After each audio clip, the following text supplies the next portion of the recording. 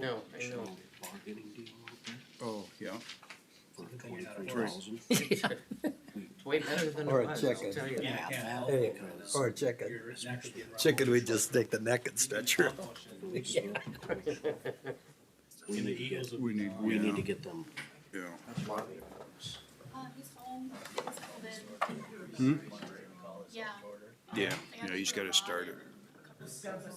So what's,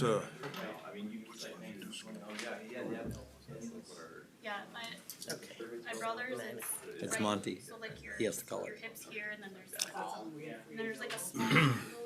what's this? that Monty, you gonna start the meeting? Thank you. All right. How's streaming doing? We're good. Well, we'll take our chances. Okay. Sometimes we'll hit and miss with YouTube. All right. Let's call our first board meeting of the year to order. Beth, could you please take the roll call, please? Oh, I'm sorry. We need to do Pledge of Allegiance. Yeah. Pledge allegiance first. And we're live. I pledge allegiance to the flag of the United States of America and to the republic for which it stands, one nation, under God, indivisible, with liberty and justice for all. Thank you. All right, Beth, roll call, please. Commissioner Benoit, Here. Commissioner Pop, Here. Commissioner Heinen, Here. Commissioner Johnson, Here. Commissioner Gopinski. Here. All right, let's select a board chair for 2026. Are there nominations for board chair for 2026? Monty, I'll nominate Commissioner Heinen to serve as board chair for 2026. Commissioner Heinen has been nominated as board chair for 2026. Are there any other nominations? I'm hearing none. All those in favor of Commissioner Heinen as board chair, please say aye. Aye. Any opposed? Commissioner I'll Heinen, you are abstain. chair, sir. Thank you. Now we'll select a county board vice chair. Mr. Chair, I'll nominate Commissioner Johnson. I'll second that. We've got a motion and a second. Any more concerns, thoughts? If not, or nominations, sorry. If not, I'll call the question. All in favor, say aye. Aye, opposed, motion carries. Thank you. Approve or amend the agenda, Monty? Sheriff Heck tells us he would like to pull from the agenda consent item number 11 and bring that back to a future meeting. Apparently, the contract was not ready for signature, so we'll pull that for a future meeting. Christine would like to add an item for designating depository banks. If you could please add that as Christine's first item at 9:30. The first item at 9:30, depository banks. And unless I'm incorrect, that's all, right? That would be it, sir. Mr. Chair, I'd like to add communications on the Larkin Hoffman out in DC for the lobbyist. Maybe let's put that under Monty. Okay, sure. Final item under Headley, okay? Yep. Larkin Hoffman. That's it. Move for approval of the amended agenda, Mr. Chair. There's Christine. I'll second. Got a motion and a second. Any further discussions or anything to add? Now I'll call the question. All in favor, say aye. Aye. Opposed, motion carries. County board meetings are broadcasted live and video recorded on YouTube.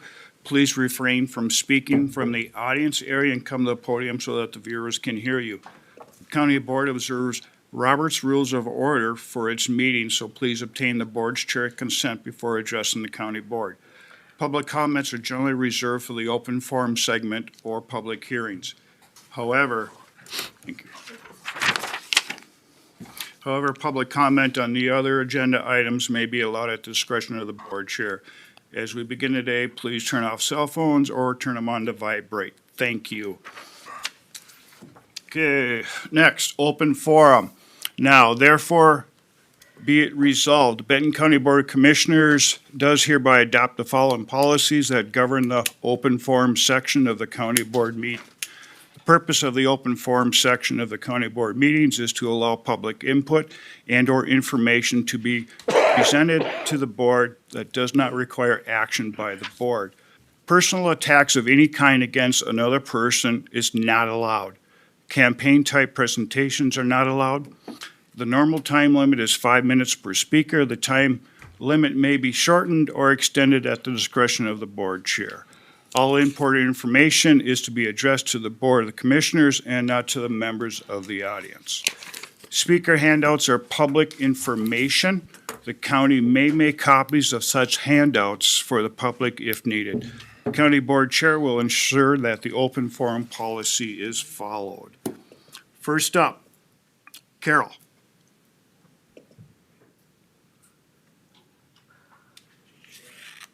Hi, Carol. Did you sign, Carol? On the open forum?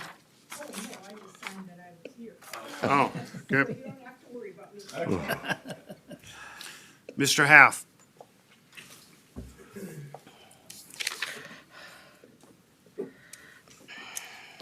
Tom Half, Sauk Rapids. Happy New Year. Happy New Year. You made it. Just wanted to mention that we have 7 mortgage foreclosures going on in Benton County right now, totaling over $700,000. Just like to let you guys know that we're losing a little bit of tax money there. I didn't know that we were giving out raises. I was reading the paper here, and it looks like everybody got a good raise here, except for the county commissioner that wanted 15.9% raise, but you guys only gave her 3. Way to go. Appreciate that. I Attorney, think you right? guys That was forgot, attorney. That was the Attorney. county attorney, Tom. county attorney, sorry. Yeah. I think you guys forgot somebody in those raises. You forgot the taxpayer. I think that we should have been put on that list a little bit, and we should have been addressed on that. It's a concern not only of mine, but I know of many other people in Benton County. Maybe we should have fired a couple people and stuff instead of giving out such gracious raises and stuff. My other concern is fraud in our area and stuff like that. It's a big issue in the state of Minnesota, and I hope we're addressing that aggressively in our areas of that we spend a lot of money on, which is one is human services. Actually, we'll be addressing that today, I this hope- I afternoon. really hope that happens, and hope we go aggressively on that, and we get the sheriff involved and stuff like that, and working with ICE and stuff like that to get those things done. I hope we are working with them. One other thing that I had was I see that Chris is leaving us. How many times is he gonna leave us and come back? He's done that a couple, 2, 3 times to us. Hopefully, this is the last time. Maybe we should, maybe just cross his name off the list if he tries to come back again. It's not a hit, and it's not a personal thing or anything like that, but I believe that when someone leaves and comes back and then gets a big raise and then comes and goes, that's no good for the county. That's no good for our highway department and stuff. We need to stay focused and stay on that problems with our roads and stuff like that. The only other thing I had to say was just about the taxes and stuff. You guys are killing us. We're dying out there. We'd really appreciate some help in those areas and stuff like that. And I'm gonna say again about our new building, Midway Iron's just waiting for that iron. Whenever you guys are ready to vote on it, to send it over there with the trucks, I'd be more than happy to drive one for you. Have a very nice day. Thank you. Thank you, Tom. Mike Deppa? Mine has to do with water and soil. Okay, thank you, Mike. Okay, consent agenda item, what do we want to do with 1 through 10? Move for approval, Mr. Chair. I'll second. Okay, we got a motion and a second. Any further discussion? Anything else being pulled? If not, I'll call the question. All in favor, say aye. Aye. Opposed, motion carries. Monty, Just a second, if I may. Roxanne is logged in. Oh, it's me this time, okay.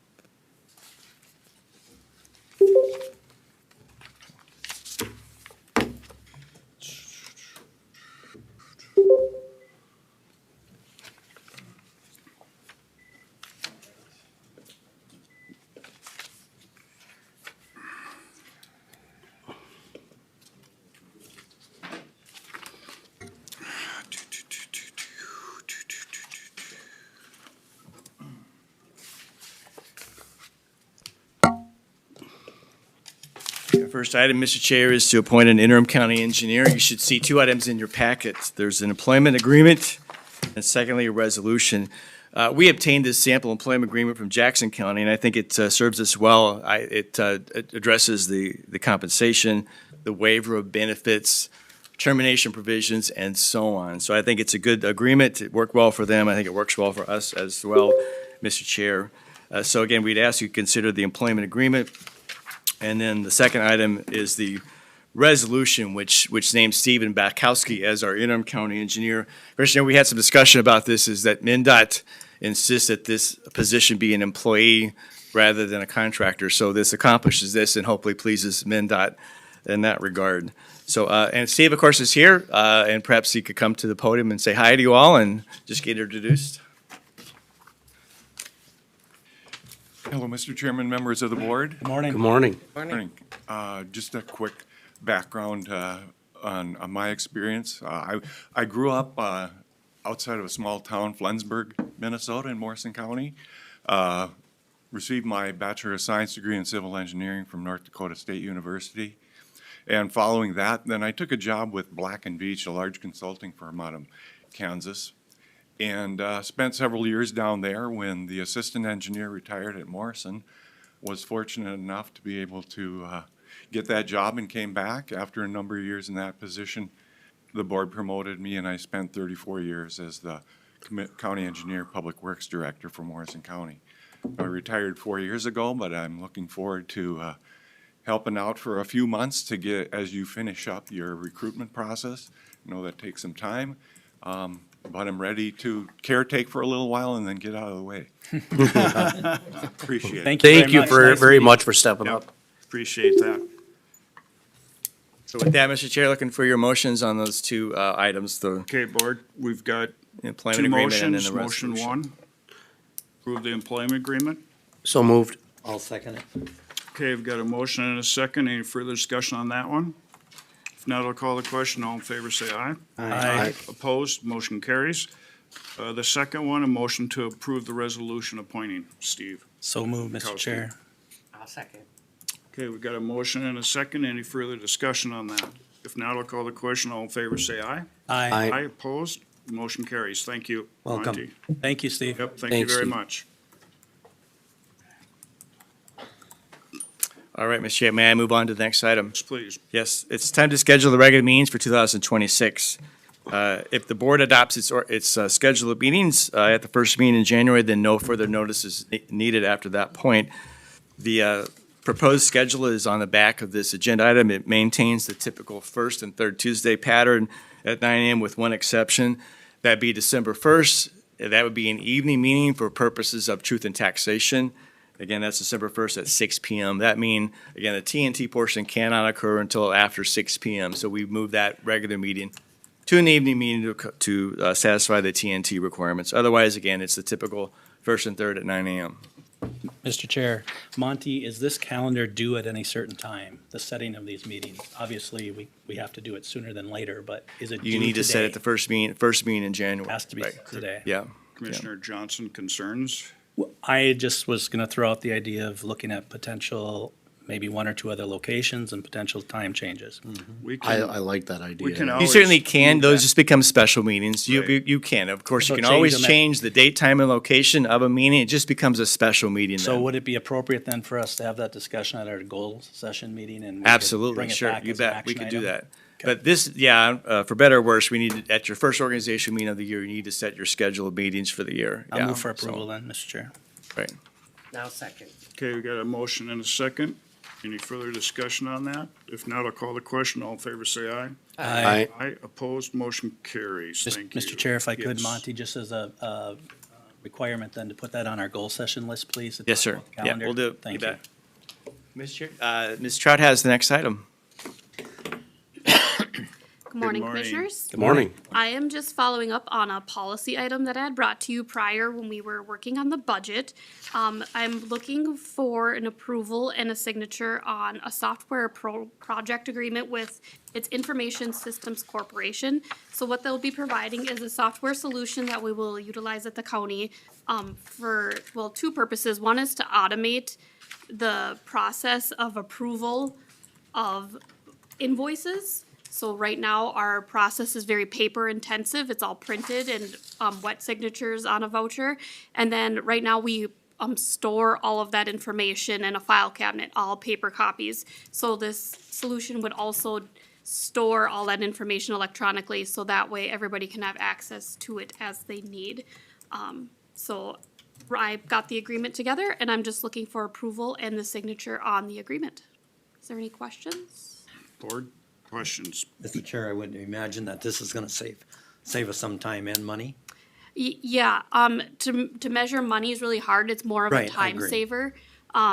Every department in the county has bills to pay, so it's gonna have a widespread effect on the county. And less paper intense? Yeah. Mr. Chair, Jackie, just for clarification, you've got a dollar amount in here for the actual software, then kind of a one-time charge for setting it up, if you will, Yep. and then there is an annual support and maintenance. Will that annual support and maintenance be a budgeted item then, or is that gonna be a CIP issue going forward, or, because you're looking at CIP dollars for this whole Initially, we initial. put it in CIP, and at some point, we gotta gravitate that annual cost over to Steve's IT budget, though. Okay, Yep. Yeah. and is there any guarantee in how long that annual support and maintenance fee would be at that amount? I don't have a guarantee at this time, no. So right now, the agreement's just for the time period of the agreement.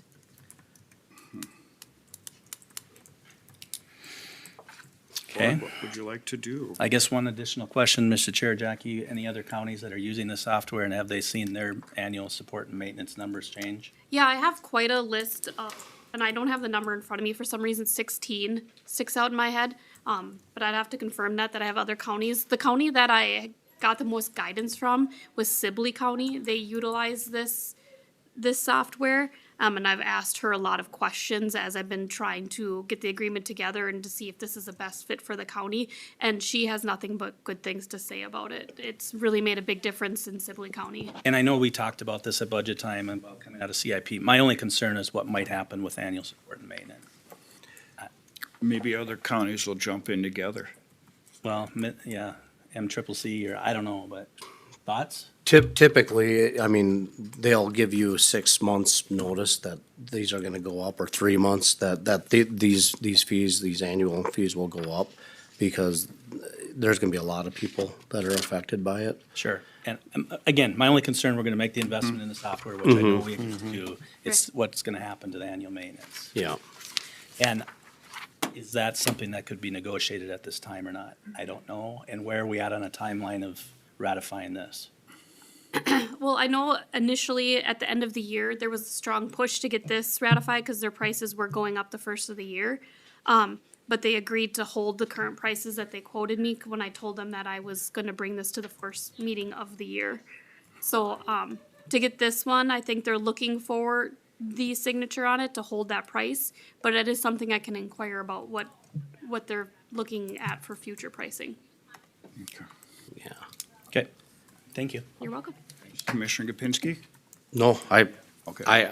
I don't, these software agreements are pretty standard, and I like your thought process of seeing if I think that should be a question that can Absolutely. be tied into it, but, I think we're gonna have a hard time getting them to, because that would be us negotiating one versus, and then they're gonna have all the other Right. people that have to negotiate theirs, but I think bringing it up right now and seeing how long they would hold that would be good. Yeah, I can definitely inquire with them. Okay, board, what would you like to do with this? I'll move approval. I'll second it. Okay, we got a motion and a second. Any further discussion on that?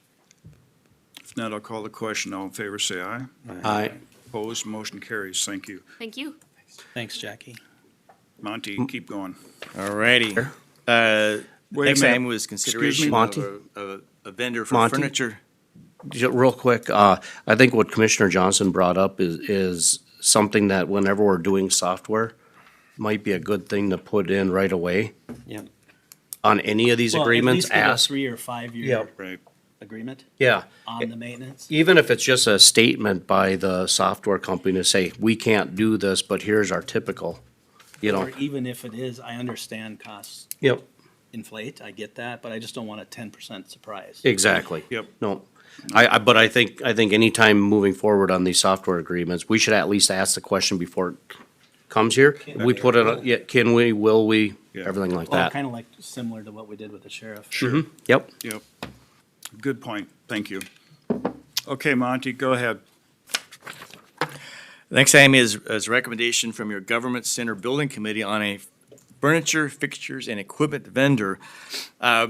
We visited two furniture vendors yesterday down on the Metro, and unfortunately, one of those vendors did not have pricing ready for us to consider. So we're not in a position to give you a recommendation today. Hopefully, within the next 2 or 3 days, GLT will receive those price estimates from one of the vendors, and we'll reconvene our committee sometime probably early next week, and hopefully then arrive at a recommendation from you all. So my thinking is to bring this back to the January 20th meeting.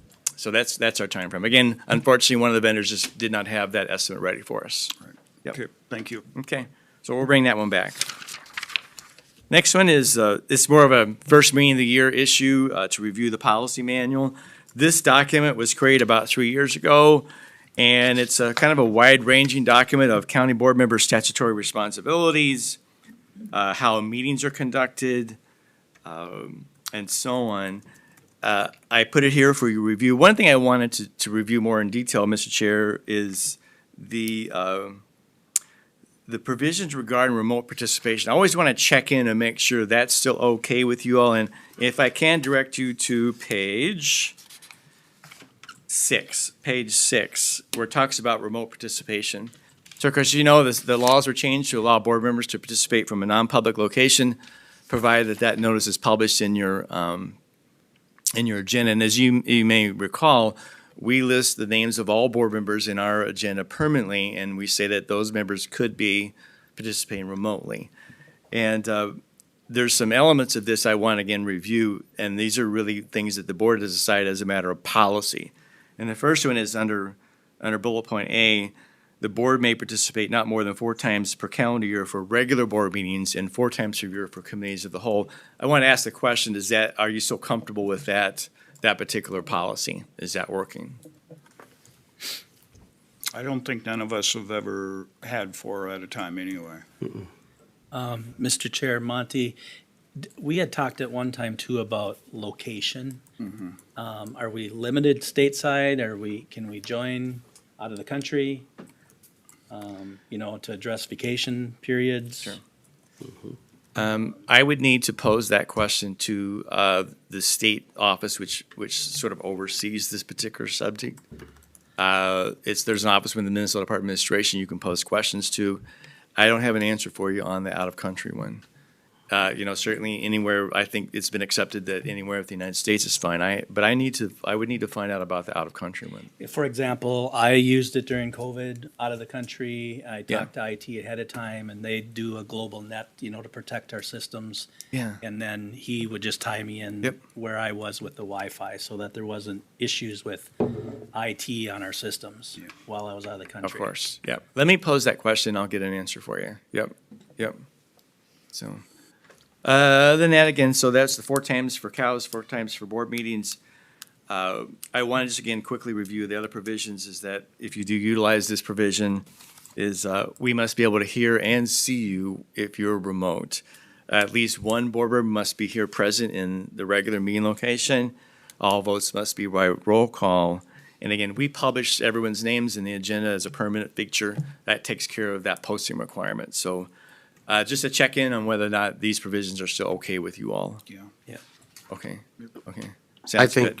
think they're fine, but depending on who would ever get on in the future, they could be changed because the state law says a little differently. We kind of limited ourselves. We just limited Right, ourselves. there's no limit in the statute, no, in terms of Yeah. the number of times that you could be remote. Yeah, to your point, No in the limit, discussion about Yep, missing meetings. correct. Yep. Okay, good. One thing I want to point out, and this is more just perhaps that you could take a read of this later, is sometimes I get questions about what is an acceptable subject for a closed session of the county board, and that starts on page 9. And I wasn't going to review those today, but I would just ask you to take a look at those, and that's a great reminder of typical statutory subjects that are permissible for closed sessions. Again, I just mentioned that because I do get questions from time to time of what is an acceptable reason for a closed session. It's a pretty narrowly defined areas which are, again, subjects of closed sessions. Mr. Chair, are there any other questions or thoughts about this policy manual from you all? Commissioner Johnson, Maybe questions? Monty, that's if you have a chance of something that could be brought up at the time we have our goal session too. Sure, We you could bet. clarify then, since we're all gonna be there. Okay, yep, will do. Will do. All right. Let me just make a note. 'Cause if I don't put a note, I'll forget. I'll write everything down now.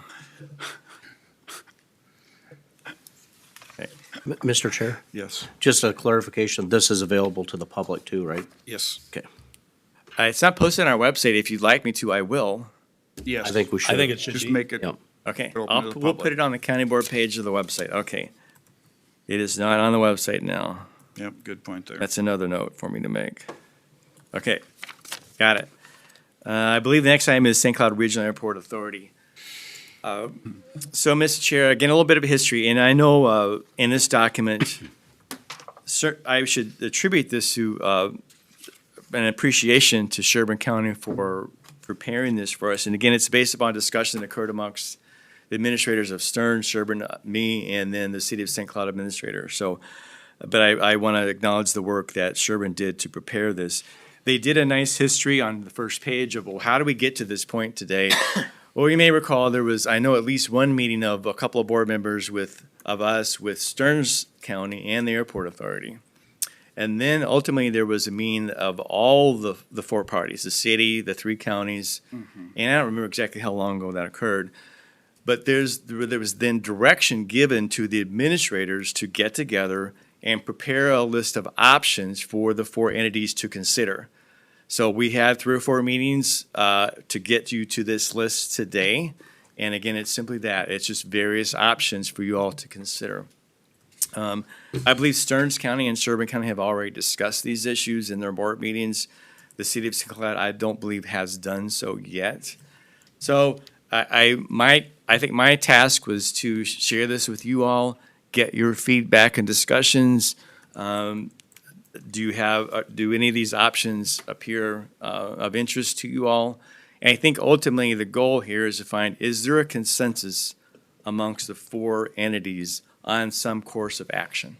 What is that consensus?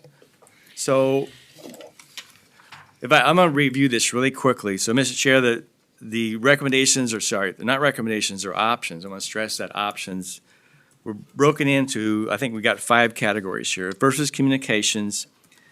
And you can see that none of those steps require any amendments to the enabling resolution or a minimum understanding. They can just be accomplished operationally.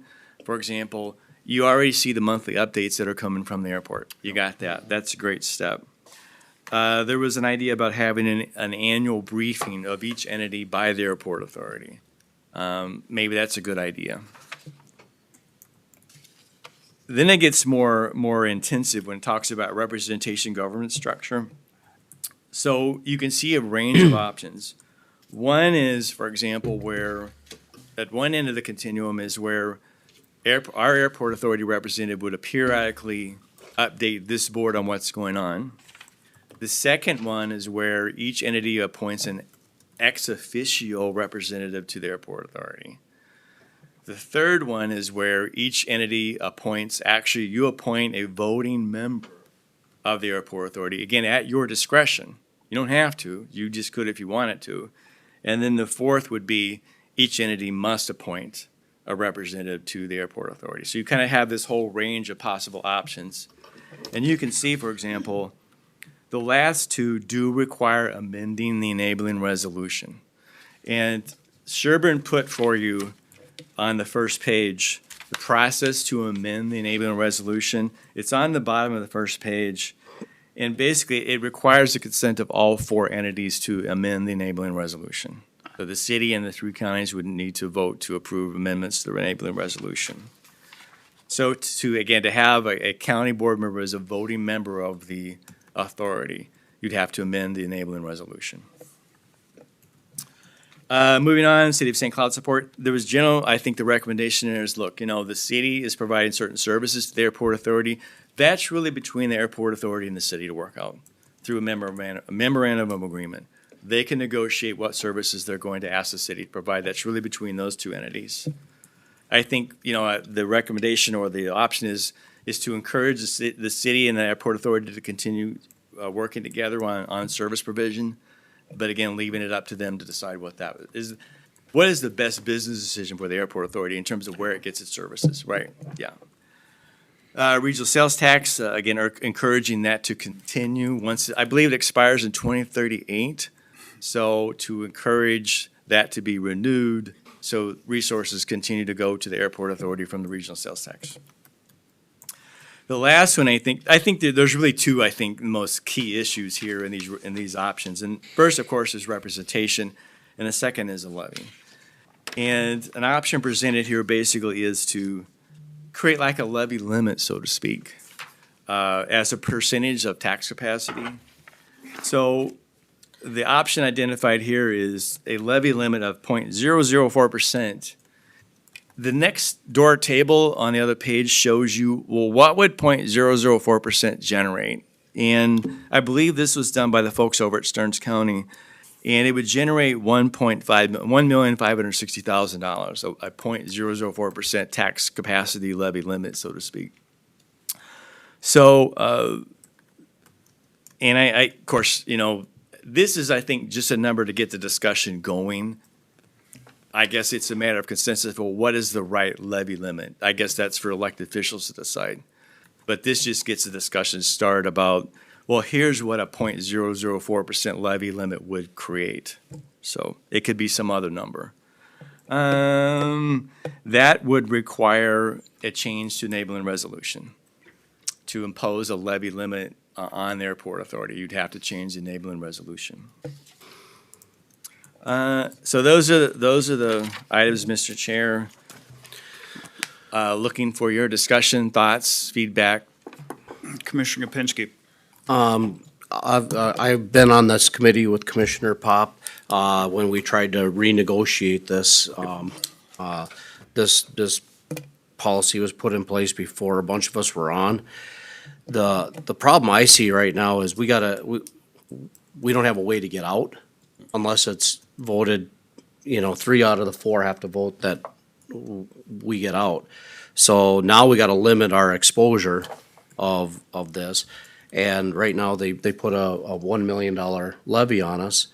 And if we go to the 1.5, just as a talking point, in what, 4 years, City of St. Cloud is out, that's $680,000. It's gotta come from somewhere. It's gotta come from somewhere. So this is gonna have to be relooked at again.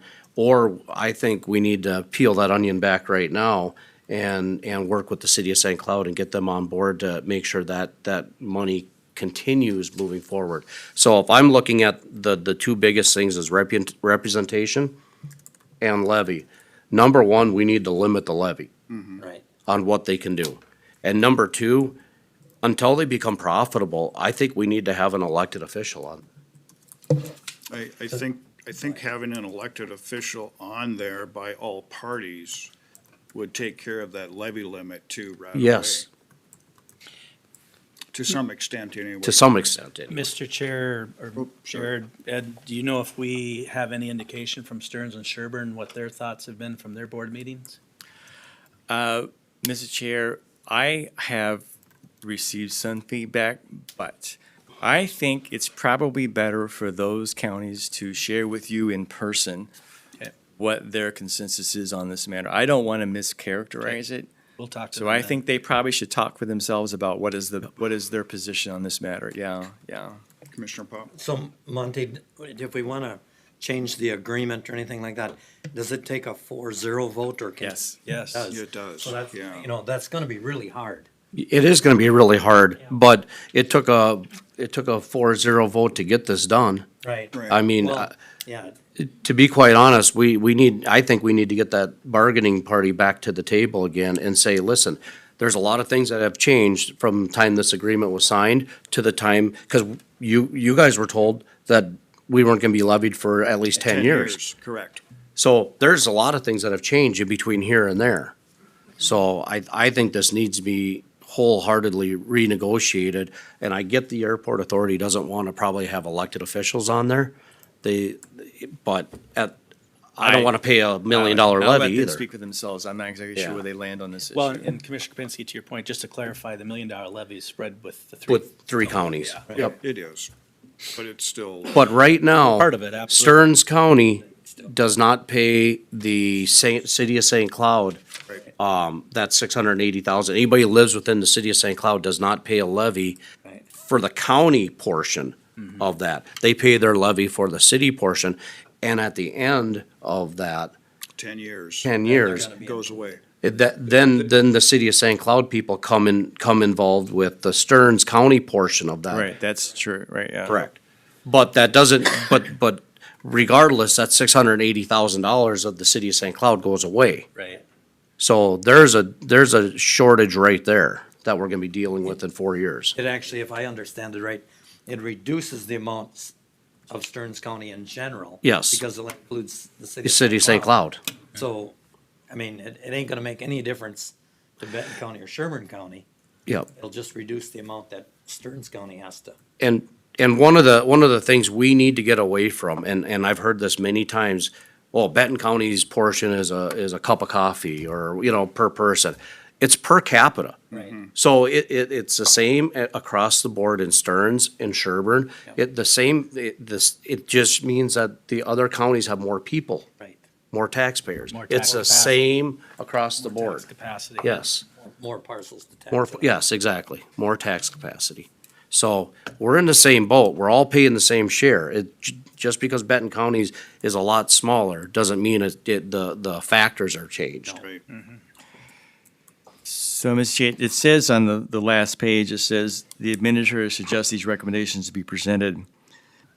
A ranking of concerns, preferred actions be helpful. Administrators may regather. I think probably the best next step would really be the elected officials from the city and the counties to reconvene and then share their discussions and see if they can find that consensus. I'm not sure probably the administrators would be useful at this point, so. I would have to agree. I mean, this really, again, it really rises the level of the elected officials making the call. Well, you Yeah. know, so. Mr. Chair, maybe we've got representatives for airport. We have some consensus on what our two priorities are. I think we're all in agreement that we want representation. And, we- limits on. Limb limits, yeah. And levy, but with what goes in the representation is a report back from our existing appointments who are non-elected, Yes. at least quarterly, I think. Yep. So So- that these guys know what to take back. Right. So a consensus in terms of like, we'd like to see an elected official from each organization on the board.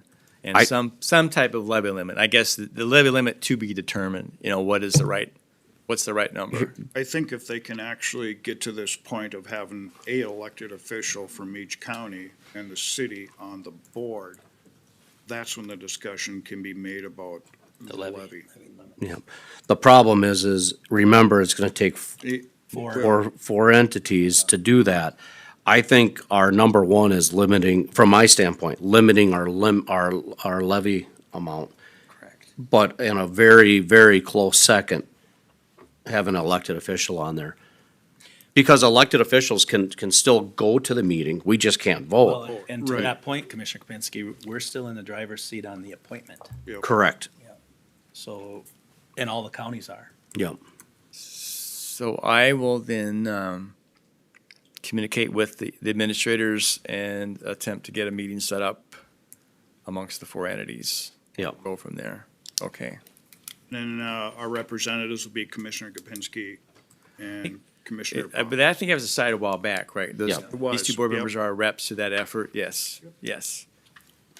Okay. I think my last thing is the per diem for boards and commissions. Typically, Mr. Chair, the first board meeting of the year, the board sets the per diems for boards and commissions such as the Park Commission, Planning Commission, and Board of Adjustment.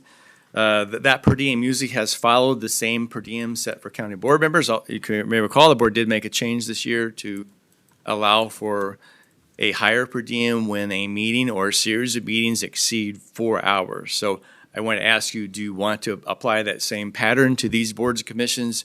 Or instead just leave it at the same $70? Mr. Chair? The only question I have about that is that sometimes somebody from the planning commission is on the Board of Adjustments and they do a visit in the, and I've heard people say, well, yeah, I gotta spend all day, go out and do a site visit in the afternoon and then go back at night. So they're actually doing two meetings and getting $70. And I don't think that's right. No.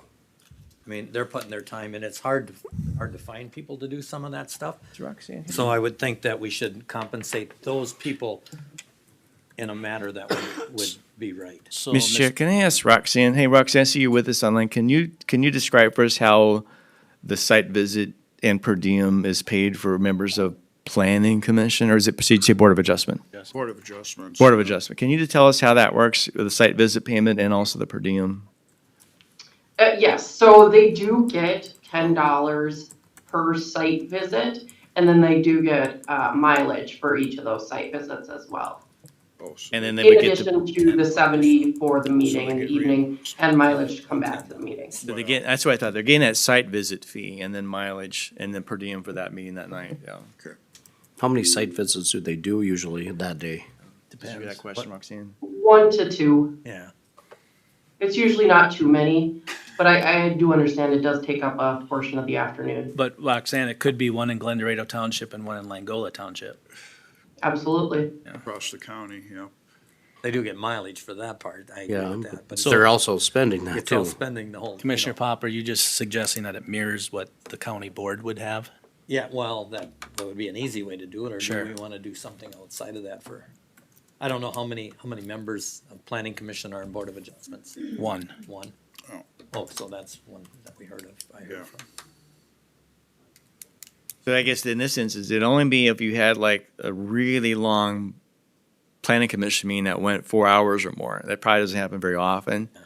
But this is the only instance where would that apply. Well, Is the issue with Board of Adjustment though is that they may do site visits at 1 o'clock in the afternoon Right. and then come back here But they're for a getting, meeting I at believe they're getting though they're getting the $10. $10 for the site visit though, right? Plus And mileage. mileage, right.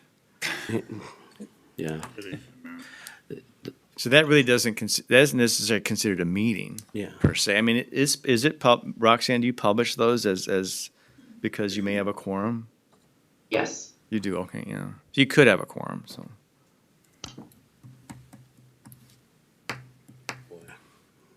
I'm struggling with this because we talk about mileage like that's a wage. You're still, you're spending it, whether it's, Well, I suppose one option is certainly you could leave the per diem at 70, and it's certainly fine to have some additional discussion about overall compensation for Board of Adjustment Planning Commission members. If you want to have a separate discussion about how that's, the site visit fee and so on and so forth, if you'd like to have that.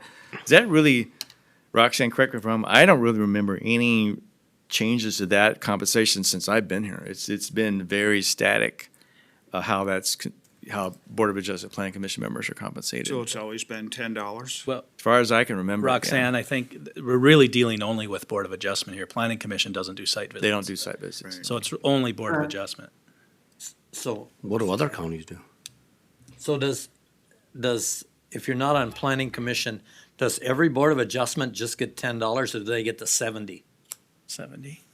Well, they They get the 70 as well. It's just the, Then the site visit's It's a another site $10 Yeah. and their mileage. Well, what you could think about is just raising the site Visit. site visit dollar amount.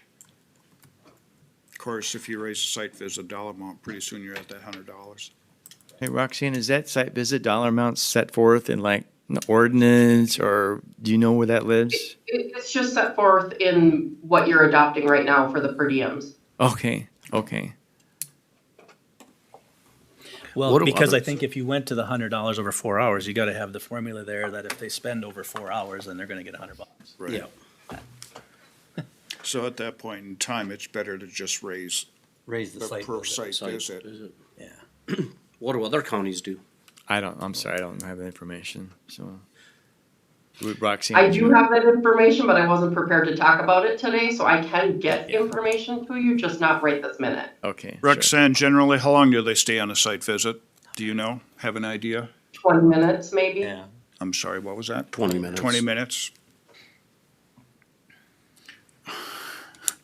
Well, that's $40 an hour. Sorry. I'm just, Yeah. You know, Yeah, but I know. out of your day. You know, I know, I mean- it is out of your day. I'll use an example. When they came out for a site visit to my place, you know, the creek was there, the waterway. And so they looked at that. They looked at everything that goes with it while they were there. Plus did a little homework prior to in order to make a decision whether it was good or not. So, So, I Mr. mean- Chair, let me suggest, how about just leaving the 70 as the basic per diem for these boards and commissions, Okay. and then Bring it ask back. Roxanne to bring back to you as a future agenda item, some discussion about the site visit fee. We could probably look at what some other counties are Yeah. paying. It hasn't been revisited for a very long time. Right. So, and I think, I think we all acknowledge Board of Adjustment is a very time-intensive commitment Right. for folks. It is. It's a substantial commitment, so. Would that be okay to bring back a specific discussion about Board of Adjustment site visit compensation in the future? sure, And just leave the basic per diem at 70? I'm okay with that. So, Mr. Chair, I'll move to set the 2026 per diem rate for boards and commissions as presented with a discussion coming back on the Board of Adjustment site visits. I'll second that.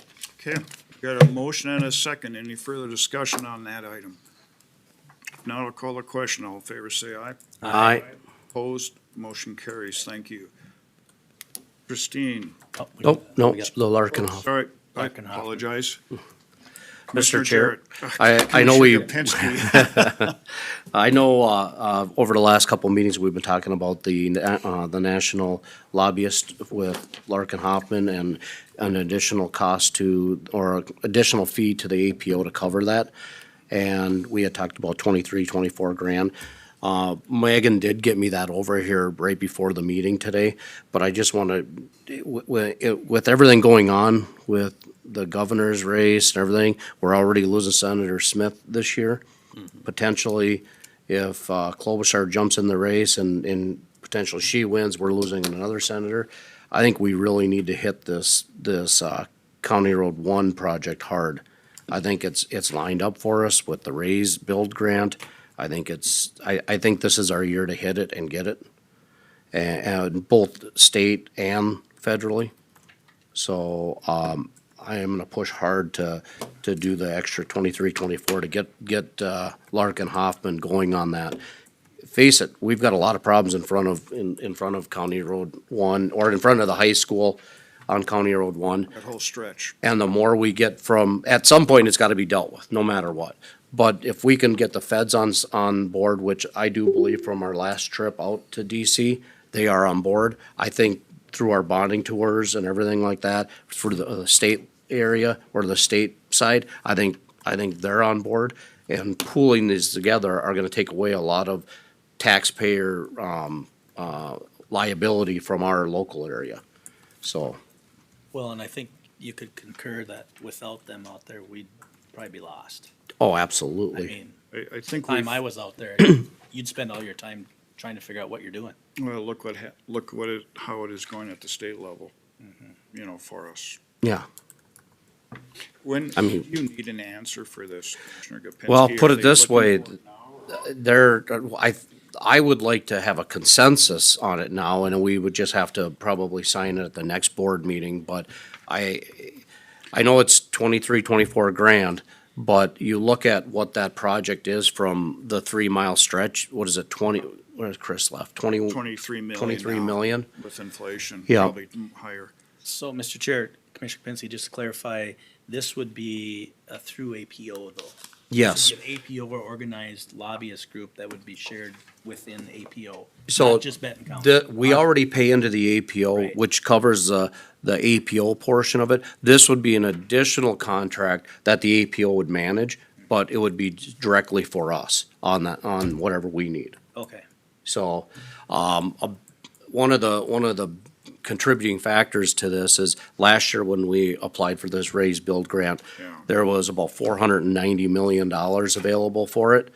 and about $1 billion didn't meet those expectations of the raise build grant. This year, they've got $1.5 billion in there. So there's $1 billion in which we would more than likely be falling into.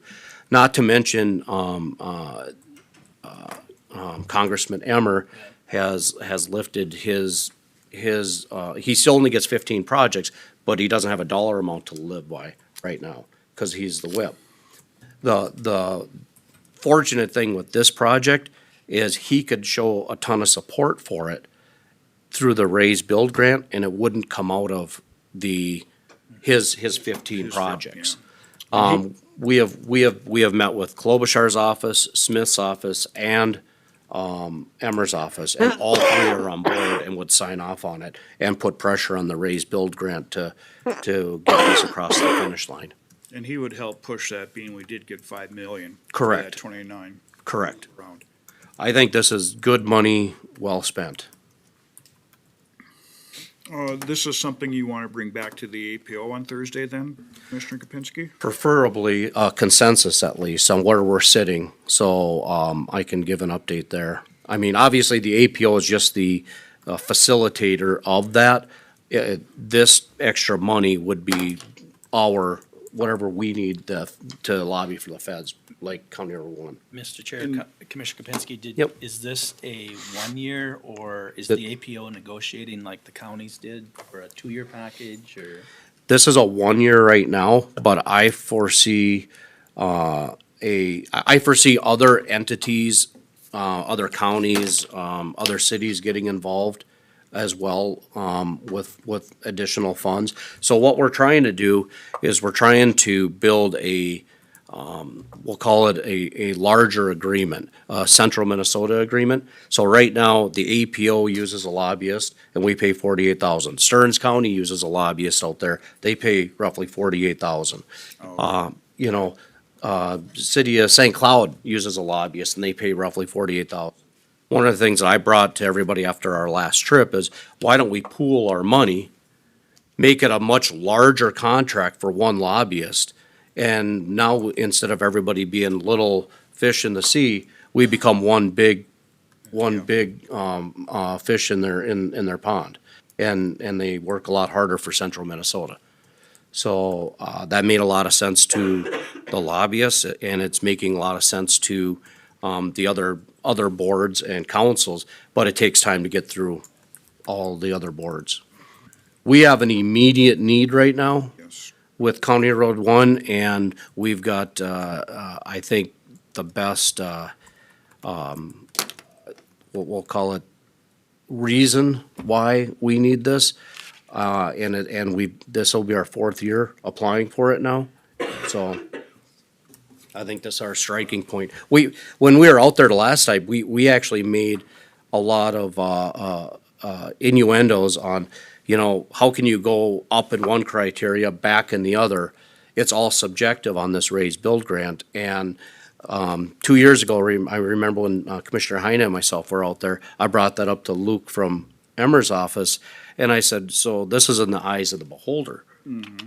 And over the last year and a half, we've proved that with how we've come out, and that's where I think all the two senators and Congressman Emmer are all on board on getting this pushed across the finish line. Where would you like this money to come out of?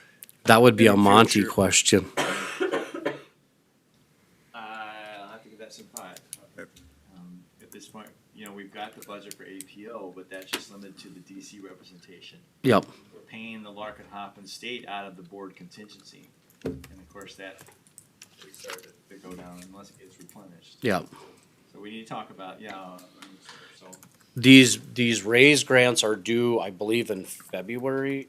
that sounds about right. Correct, yeah. And People are already lobbying for this money. So we need to get somebody to the table quickly in order for this to pay off. Positive thing is we received another grant for this. Yes, raise 5 grant. million, yep. Well, I think Commissioner Gopinski is looking for a consensus. if this is something you're interested in doing. I think in the long run, it's gonna save our general taxpayers a lot of money. You know where I stand. I know. Well, the return on the investment so far has been crucial. I mean, we've Is- received $5 million. Especially Already. with the last accident we had there a month ago. Yeah, another fatal. Fatality. Another Yeah. fatality? Yep, yep. Do we have consensus then?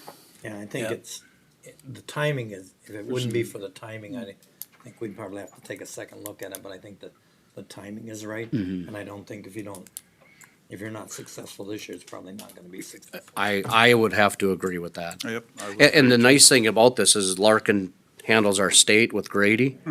And Megan would be the national. So they'll be working hand in hand. If the APO still had their previous lobbyist, I would not be interested in that, but since they switched. Yep. Yep. And the APO, that's a good point, Commissioner Pop.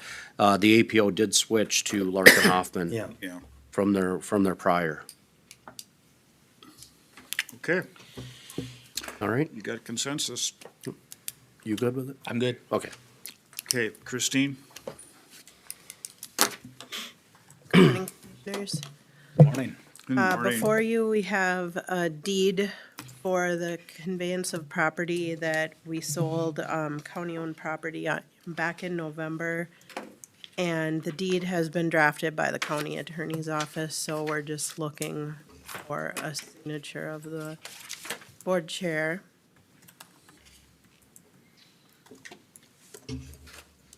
This was for one of those little wedges Yeah, that was road right-of-way for a time period during a road project. Move for approval, Mr. Chair. thank you. I'll second. Got a motion and a second. Any further discussion on this item? Now I'll call the question. All in favor, say aye. Aye. Opposed, motion carries. Thank you. Thank you. One other item, the redesignating the depository banks. Oh, that's right. Just authorizing the auditor treasurer to use the following depositories: Franson Bank and Trust, Falcon National Bank, First National Bank of Malacca, U.S. Bank, Wells Fargo, and the Magic Fund, as well as all banks and financial institutions that our brokerage firms deposit into. And these are the same ones we used in the Yeah. previous years. Yep. I'll move for approval, Mr. Chair. I'll second that. And Mr. Chair, just a little discussion. Christine, how much do we use the big national banks like you Bank? Yeah. And Not much. very little, I've been dwindling it down yeah. so that we focus more on the local. Correct. And mostly And- France and Falcon and First National. Yeah, and Magic too, because sure. they have the highest rate, interest rate right now. Yep, okay, thank you. Great. Got a motion? Do we have a second? Yes. Yep. Okay, who seconded it? You did? Okay, thank you. Got a motion and a second. Any further discussion? If not, I'll call the question. All in favor, say aye. Aye. Aye. Opposed? Motion carries. Thank you. Yeah. Sandy, or, I'm sorry, Brent. Good to see you again. Hi, Brent. Yep, good to see y'all. Right, give me 1 second here. I just gotta open up our survey.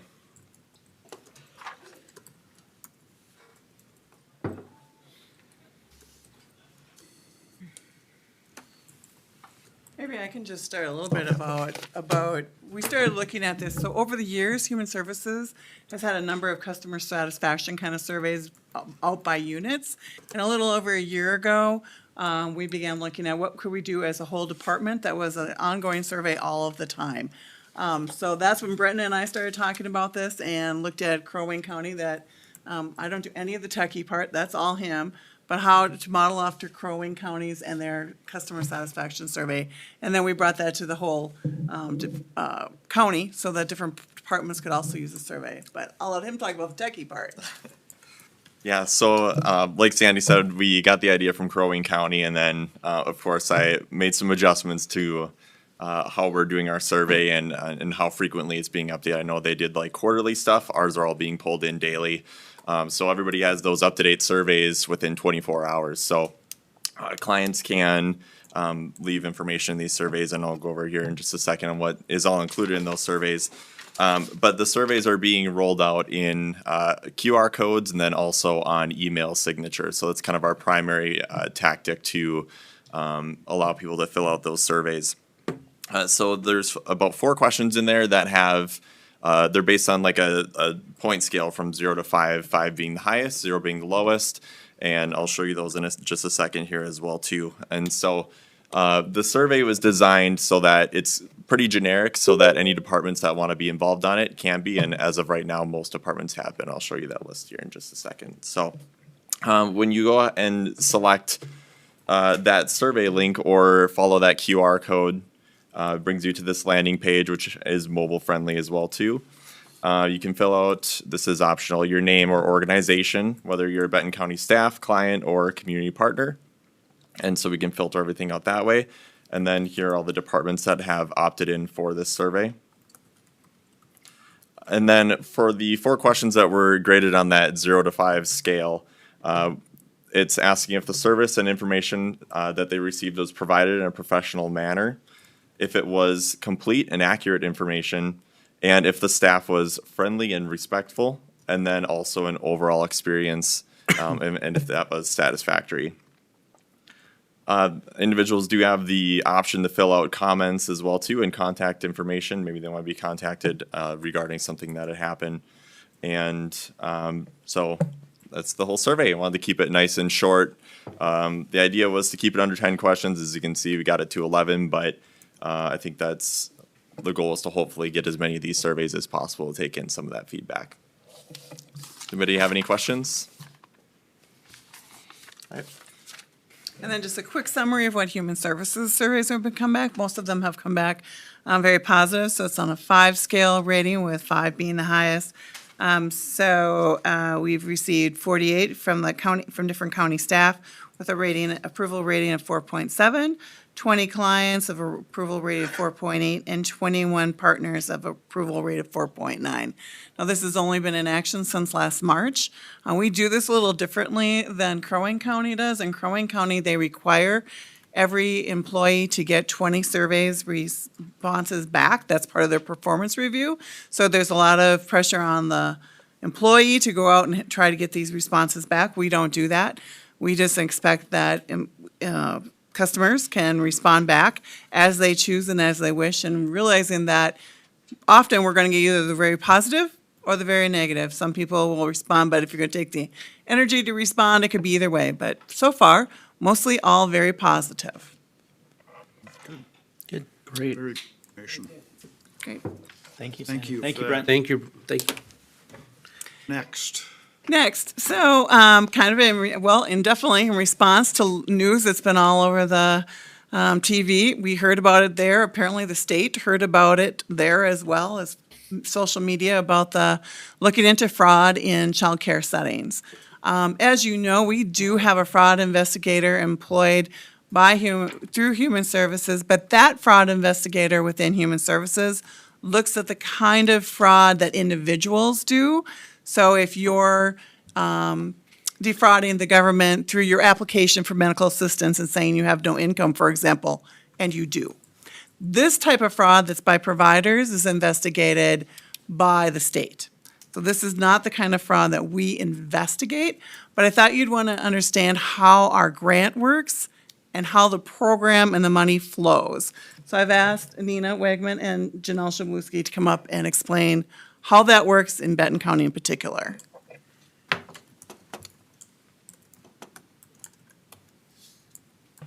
Good morning, Commissioners. Thank you. Morning. Let's see, she already did some of my stuff here. I'm just gonna go through like the general information, like statistics a little bit, and then I'll have Nina Wegman jump in and do some more eligibility stuff that we look at. And then if you have any questions after that, it'd be great. Let's see. We had right now we have 184 families on childcare assistance. Of that 184, there's 55 that are also on input cash assistance with it. Let's see. And then we do fraud trainings at least once a year, and then, the leads usually covered in union meetings, and any type of updates that come through are covered with the individual units. So we touch on fraud quite a bit and are pretty educated in that particular area. So I will let Nina go over her stuff. Good morning. Good Good morning. morning. I'm gonna go over a little bit how the child care program works with counties. So there's a lot of factors that come into play when somebody applies for child care assistance. They complete the application, there are mandatory verifications they have to provide. We do have to verify the household income to determine eligibility there.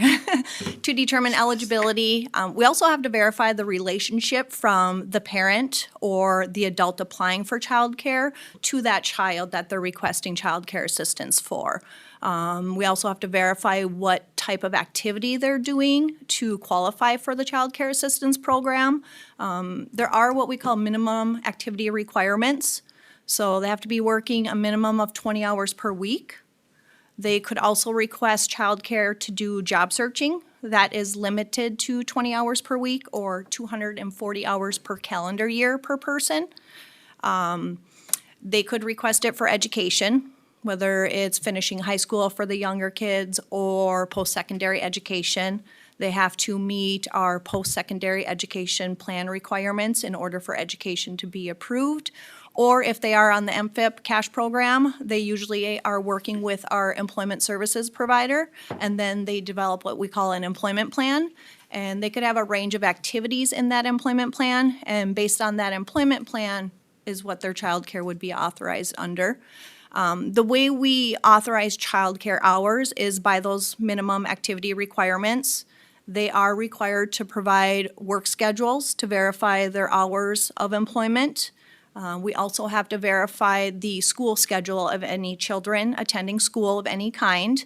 And then we also look at the provider's hours of operation. So we take all those into consideration based on a parent's employment schedule, child's school hours and schedule, and the provider's hours of operation. That's how we determine how many hours per child per week or biweekly that we'll authorize for the child care assistance for that household. Multiple kids in a family could be authorized for a different amount of hours, depending on if they're in school or not in school. Maybe they only need care after school. Maybe a younger one needs full-time care for a parent to work full-time. So the hours can really vary based on case and based on the child in the household. The provider side of it, that's kind of what's been in the news, is more of the provider fraud. And the licensing of the family home providers is done at the county level. So we do have a daycare licensor that goes out to the homes and does all the checks and balances to license that family provider. All the child care centers, those are licensed by the state, so we don't really have any control over them being licensed or all the checks and balances with that licensing. And then there's also what we call a legal non-licensed provider. That's usually somebody who is maybe a family or friend or just somebody in the community that is not licensed as a family provider, but maybe they're watching their neighbor's kids or a family member's kids, and they have to also go through certain criteria and training and like CPR, stuff like that, safety courses, in order to become what we call a legal non-licensed provider. The state took, do you have a question? How do you track that? So prior to this last year, as of April 28th, 2025, the state took over all the registration when it comes to the providers.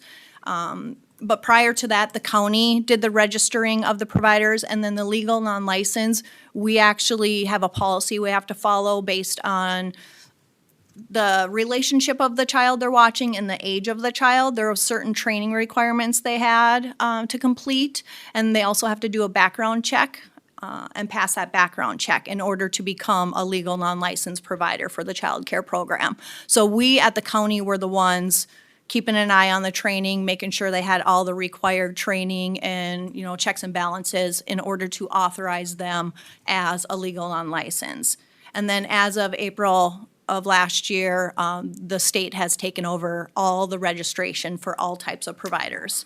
So the state now is the one that if we get a call and somebody's interested in becoming registered for payment under the Child Care Assistance Program as a provider or as becoming an eligible legal non-license, we contact the state with their information, and then the state is following up with them to get all the required training, background checks, and then register them for payment under our program. And that's all providers now, so it would be the centers, the family ones, and then authorizing the legal non-license.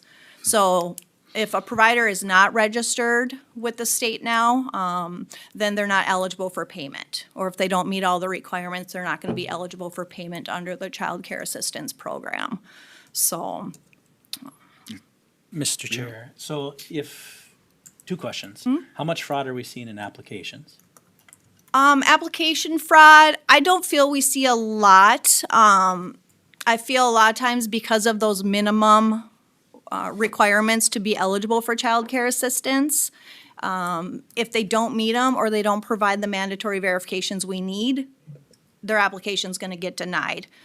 If we question, if they have more income than what they're reporting, or if they are reporting one job and we're like, well, maybe you have a second job, we will refer those households to our fraud investigator, and they will go out and do an investigation and provide us with more information. And when you refer to requirements, are you talking county requirements or state requirements or a combination of? So majority, it's gonna be state requirements for the eligibility determination. It's gonna be what the state has put in All counties are place. following those particular Yep, it's gonna be the same requirements. The only thing that comes down to county requirement is our post-secondary education. Every county can have a different criteria in their post-secondary education plan on what they're gonna authorize for the child care program to cover somebody attending post-secondary school. Okay, thank you. Questions? Thank you for bringing up all this information. We've been hearing a lot about it out in the public too, so You're welcome, thank you. just we're looking for a little more clarification at the county level. And I'll just note the most recent thing we received from the state was a press release, which is out there already to the public, but yesterday's press release indicated that beginning immediately, on-site checks will be conducted by DCYF Office of Inspector General and with assistance from agents from the Minnesota Bureau of Criminal Apprehension. So they are starting now to do that on-site investigations. Okay, thank you. Thank you for that update. you. Appreciate that. Okay, let's move on. Roxanne, Land Service. The DNR. Good morning, Commissioners. Yeah, Mr. good morning. Walker. I'm gonna pull up the, some materials here.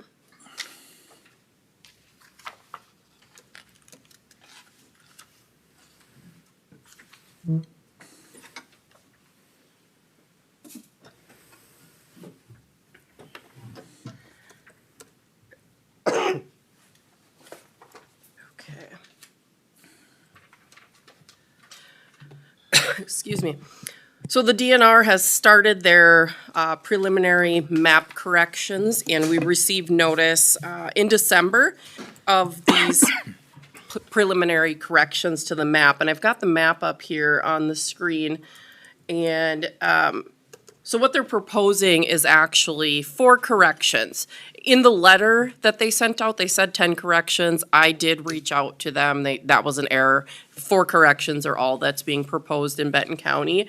And so they are proposing to remove 3 public waters wetland basins totaling around 24 acres of land.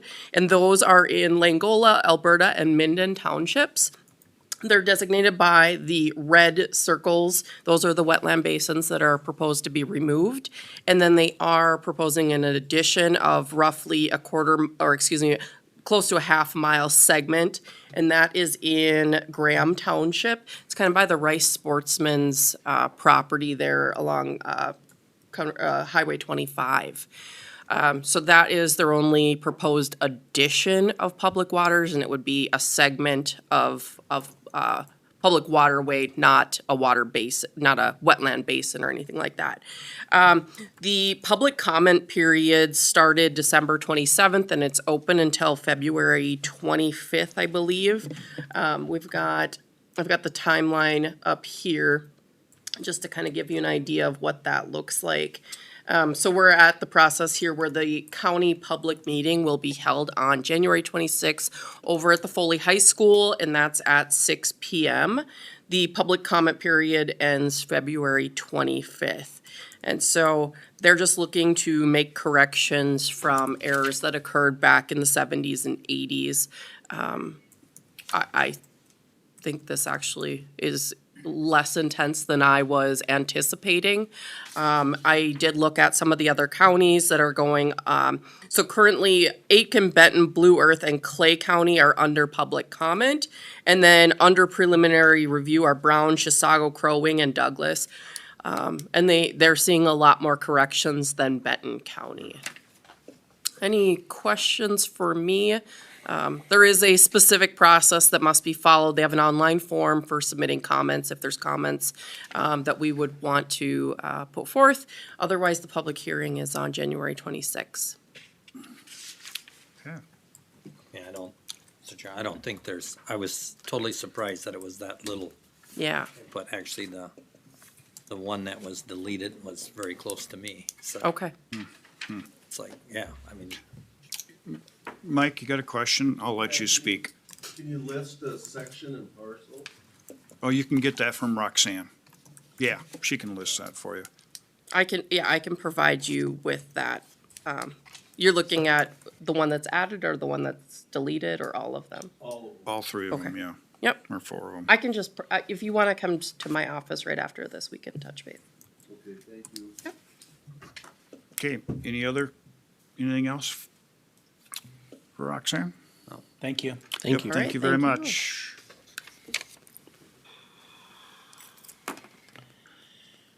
Huh. Chris?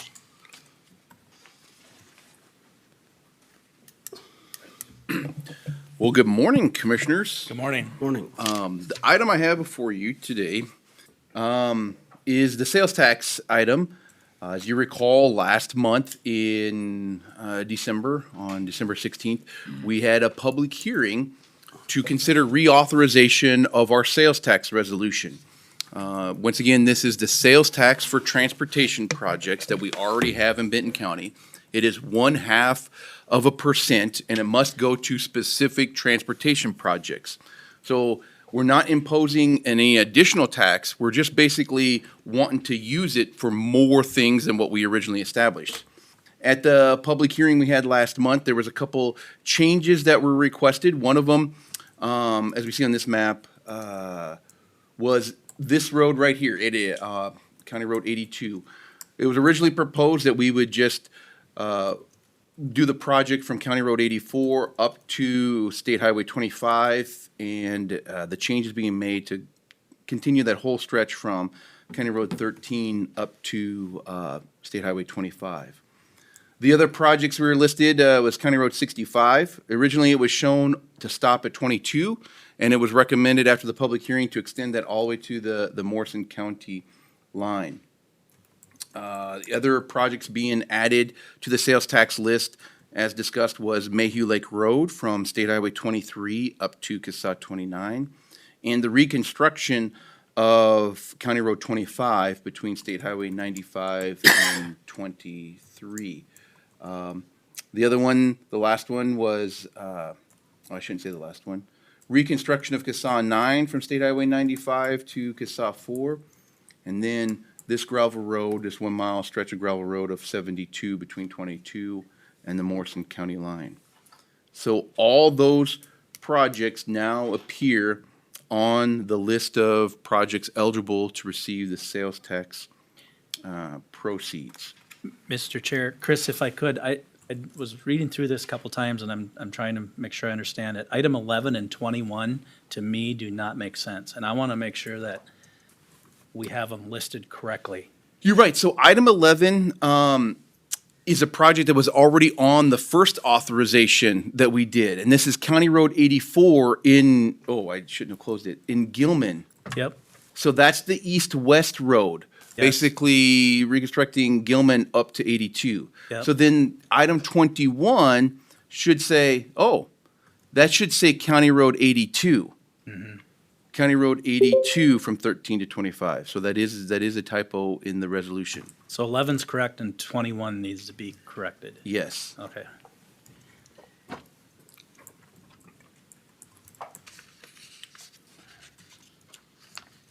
I don't think I can do that here.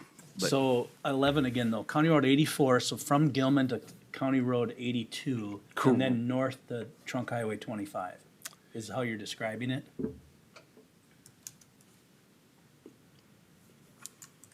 no, go from, starting from the west to the east. So item 11, or project number 11, would be County Road 84, starting at 82, east to Highway 25. The map doesn't show it going all the way to State Highway 25, so it's going from west to east. Okay, thank you. That's the clarification, yeah. So it is kind of confusing because they're very similar numbers ending at similar roads, State Highway 25. But the intention would be 84 from County Road 82, which is a gravel road today, Yep. extending that all the way to State Highway 25, past the Gilman Co-op. Yep. Okay. So, and then 82, the intention is that should list County Road 82, paving the gravel road between CASA 13 north to Highway 25. Okay, thank you. So I guess a couple options, we can have the resolution amended and bring it back, or have the motion say, adopt it with the change to 21 to say County Road 82. Yes. Mr. Chair, I'll move in the motion to adopt the local option sales tax list as presented with the correction made to item 21 to state County Road 82. Now second. Got a motion and a second. Any further discussion on this? And Mr. Chair, I think we had public input, was well done at that time. Yeah. And just one item I think maybe was missed, we did talk about 40 up in the northeast, just to highlight that too, as long as you're talking on the map. Oh, that's right. That was discussed extensively at the last public hearing. I did not call it out today, but you're correct. That is on the list and on the map here. So that would be project number 18. Right, okay. Okay. Oh, I'm sorry. We have a motion and a second. Any further discussion? Now to call the question, all in favor, say aye. Aye. Aye, opposed, motion carries. Thank you. Let's move on now. The Benton County Community Health Board. Know that all members are present. Select a Community Health Board Chair for 2026. Mr. Chair, I'll nominate Commissioner Heinen. I'll second. Got a motion and a second? Any further discussion? If not, I'll call the question. All in favor, say aye. Aye. Opposed, motion carries. Now we'll select a vice chair. I nominate Commissioner Benoit as Second. vice chair. Oh, I'm sorry. I got a motion and a second. Any further discussion? If not, I'll call the question. All in favor, say aye. Aye. Aye, opposed, motion carries. Consent agenda item number 1. What would you like to do? Move Did approval. we schedule the meetings? I'm sorry, what? Did we set the schedule of regular meetings? Approve the Oh. agenda. Yeah. Oh, I'm sorry. Oh, yeah. Yeah, we need to back up. I'm going to approve the agenda first. Yeah, thank you, sir. Yeah. I stepped ahead. I apologize. Motion to approve or amend the agenda. Anything to add, Jacqueline? 2 items to add this morning. One would be a Health Partners resolution to accept a microgrant fund, and the second would be a Lamar advertising campaign.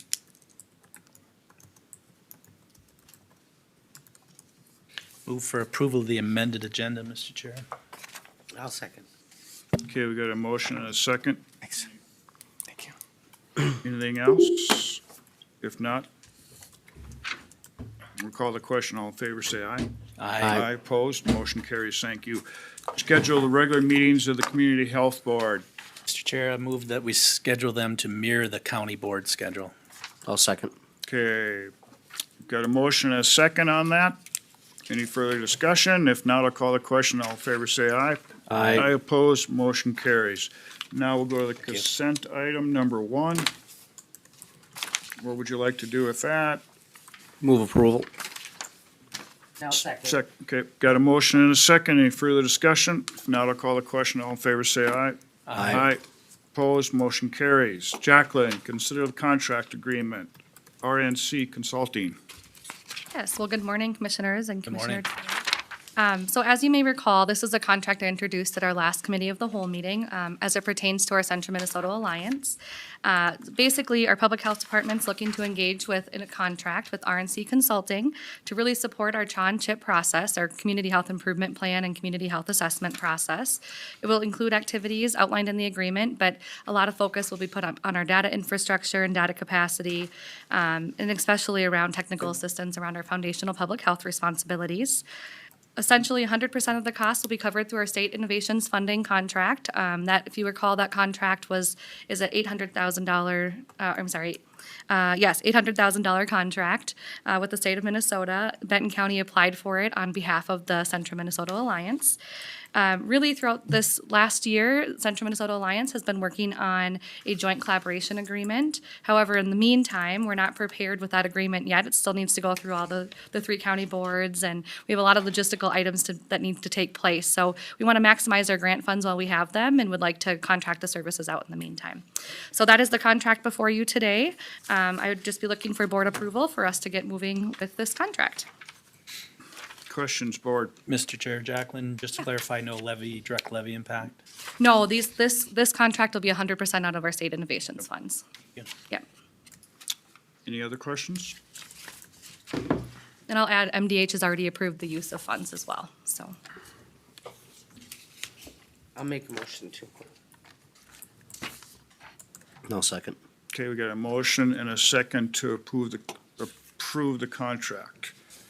Any further discussions? If not, we'll call the question. All in favor, say aye. Aye. Opposed, motion carries. Consider the Sauer Family Foundation site agreement. Yeah, so this also goes back in time a little bit. Our Community Health Board, we had some discussion around submitting our hat in the ring for a Family Resource Center model, a potential data assessment.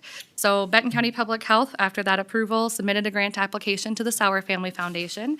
We were selected. If you recall, Brenda Mahoney had come and talked with the board a little bit about what that model would look like.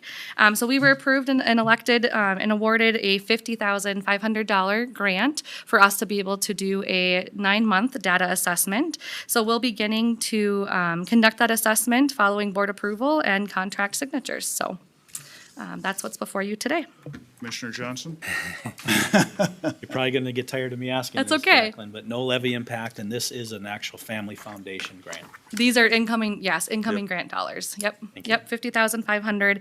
And we probably overestimated, we looked and consulted a little bit with some of the other counties on how much funding did they need in order to complete their assessments and really based our numbers off of that.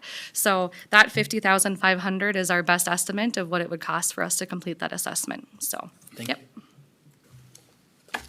Board, any other questions? Move for approval, Mr. Chair. Second. We got a motion and a second. Any further discussion?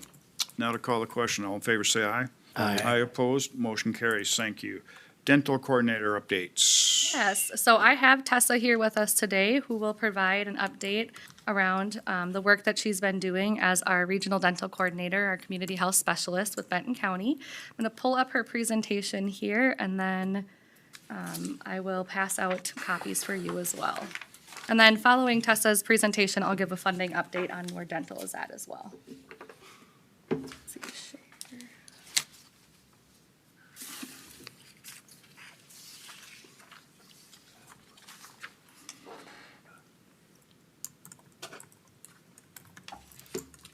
All right, Tessa.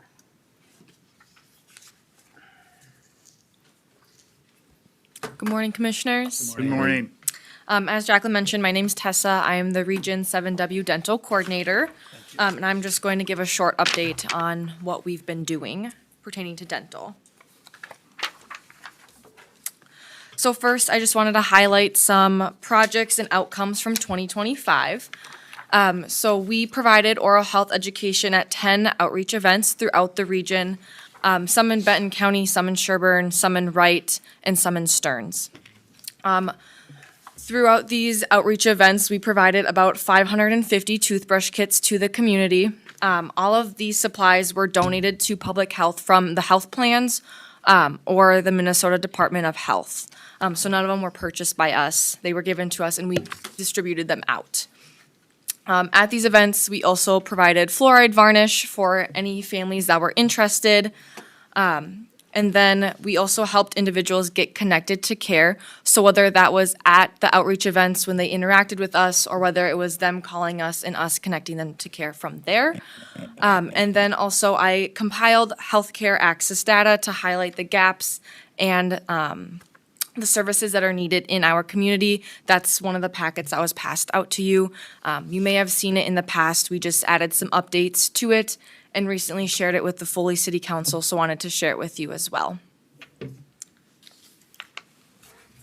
Next, I just wanted to highlight some opportunities I had in 2025 with partnerships and just some presentations. So first is that I worked with the other regional dental coordinators and was able to present on local data at the Minnesota Oral Health Coalition Conference that was in the cities. And then also at a Dine and Dialogue event at the St. Cloud Library, I was able to present some local dental health data to the community and then also hear from the community at that event what their, what services they were looking for and the struggles they faced finding dental care or the access problems they were facing. And then also just want to highlight that I meet with the other regional dental coordinators bi-weekly. And then once a month, this group of dental coordinators also meets with other key partners such as Blue Cross Blue Shield, Children's Dental Services, the Minnesota Department of Health, and then others that kind of trickle in here or there. And then when I stepped into this role in April, there was already a Stearns Benton dental work group happening. And I kind of took that over and then invited Wright County and Sherburne County to join as well. So then we renamed it the Regional Dental Work Group. And this really just serves as a way for the 4 counties to stay connected on what we're doing pertaining to dental, what we're seeing is needed.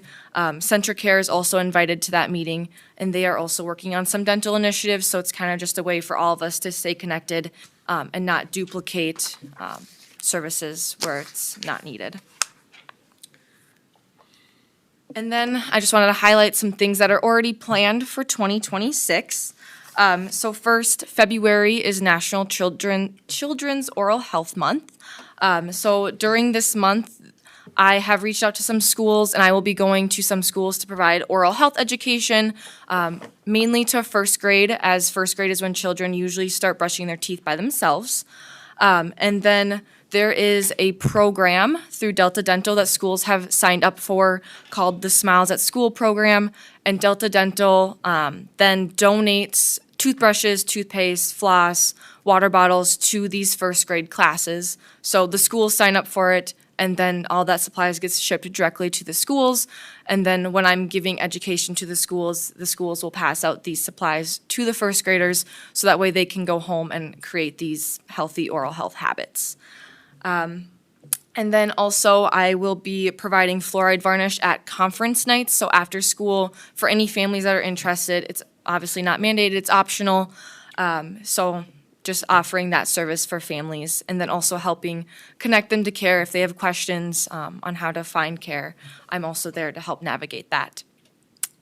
And then you'll hear about this a little bit later, but we were awarded the Health Partners Micro Grant. So at the last board meeting, we asked for permission to apply.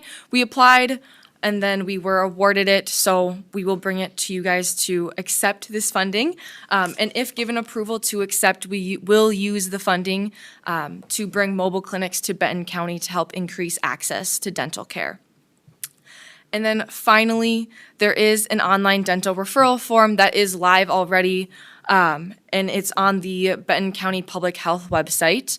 And it is for individuals to fill out on behalf of themselves or someone they might know that's looking for dental care and needs help finding dental care.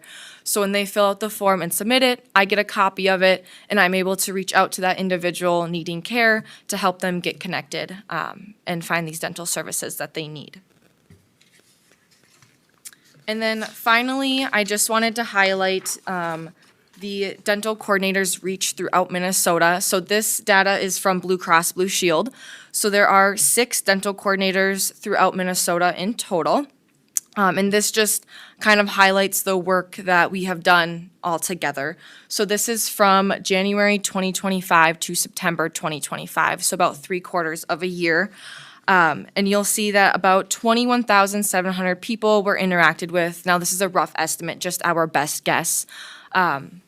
And then you will see that 421 people were assisted by dental coordinators, and that's just people who needed help finding care. And then the other thing I wanted to point out is that about 27% of dental providers that were called are taking new patients.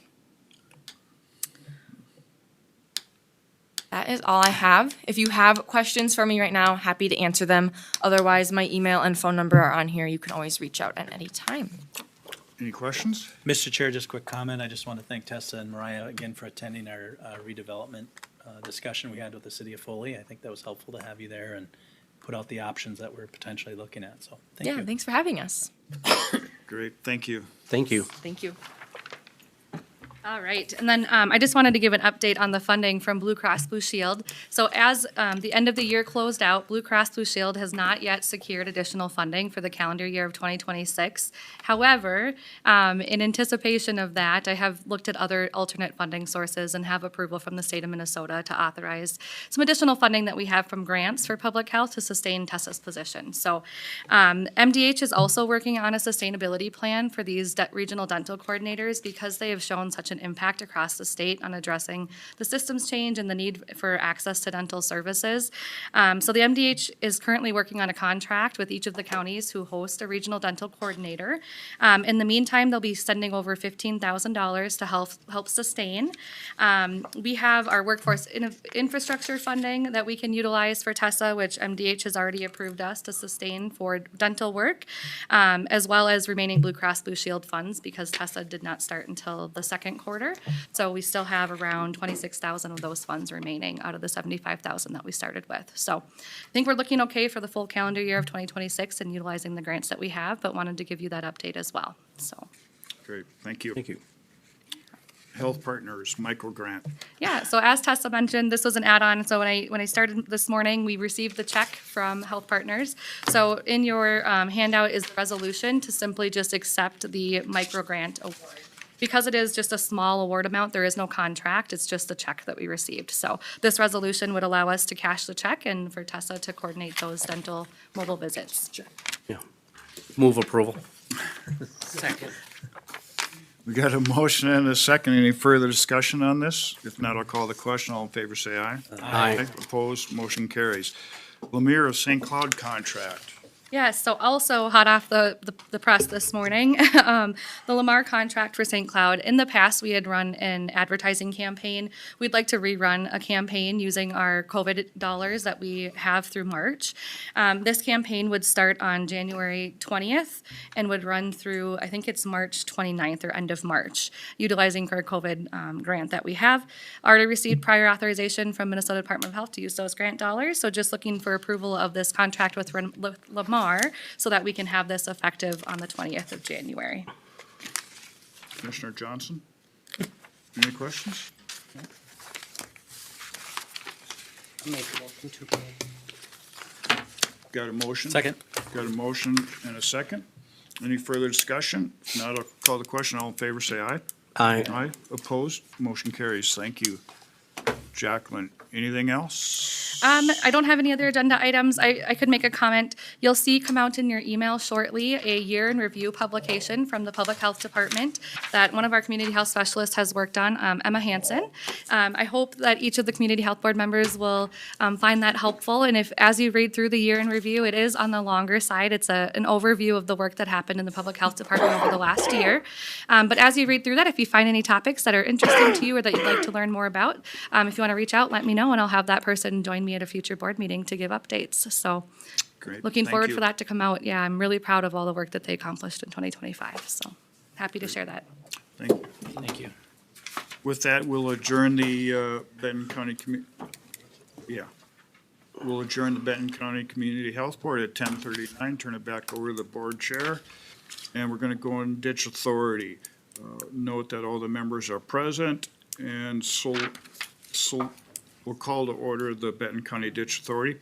We'll select a ditch authority chair for 2026. Motion, Commissioner. Johnson. Yep. I'll second.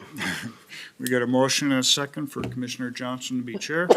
Any further discussion? If not, I'll call the question. All in favor, say aye. Aye. Opposed, motion carries. I'll turn it over. Quick, yeah, Sure. try there, yeah. Must have closed it out. Yeah, you're good. You're good. You're good. You're good. Thanks. Okay. Shut that thing up. What's going on here?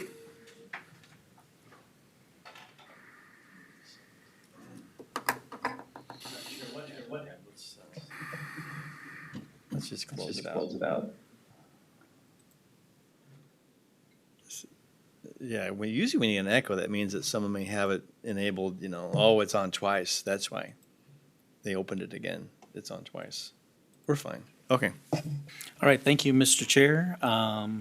Move on to selecting a ditch authority vice chair for 2026. I'll nominate Commissioner Pop. Second. Okay, we have a nomination for Commissioner Pop for vice chair for 2026 for ditch authority. Any other nominations? A motion and a second. All those in favor? Aye. Opposed? It's carried. Congratulations, Commissioner Pop. All right, move on to approval or amendments to our agenda. And before we do that, if I could get some consensus from the ditch authority, if we could have an ongoing open forum opportunity on our ditch authority. I know Mike's here and would like to speak, and so we don't have to add it to our agendas, just have a standing open forum. Sure. Okay. Yeah, you bet. That'd be great. All right. So if we move to approve or amend the agenda, is there any additions? Chris isn't here. I don't believe there was anything. He didn't bring anything up to me. Is there a motion to approve? So move. Second. Motion and second to approve our agenda as presented. All those in favor? Aye. Opposed? It's carried. We need to schedule our regular meetings of the ditch authority for 2026. Mr. Chair, again, this mirrors county board, and there's one item that we should note. I know this is from a recommendation in the past, is to have an annual meeting to consider maintenance assessments in August. So that would designate your second meeting in August for the purpose of the annual maintenance assessments. Now, you may recall last year, you also had a special public meeting over at the Foley Schools. And that could certainly be scheduled later if you wish to have a similar meeting again this year. I guess that's something to think about. You want to have a similar meeting. Can you add that to our session? Of talk? course. And we'll get that, a date that comes up and get it set. Be okay? So we need a motion to approve the calendar for the regular meetings of the ditch authority for 2026. So moved. Second. And again, that motion includes mirroring the county board. County board, yep. Any other discussion on that? Hearing none, all those in favor? Aye. Opposed, it's carried. Consent agenda, approve or amend the ditch authority minutes from December 16th. Second. Motion and second to approve those minutes. Is there any further discussion? Hearing none, all those in favor? Aye. Opposed, that's carried. Move into an open forum. Mr. Deppa, did you have something you want to talk about?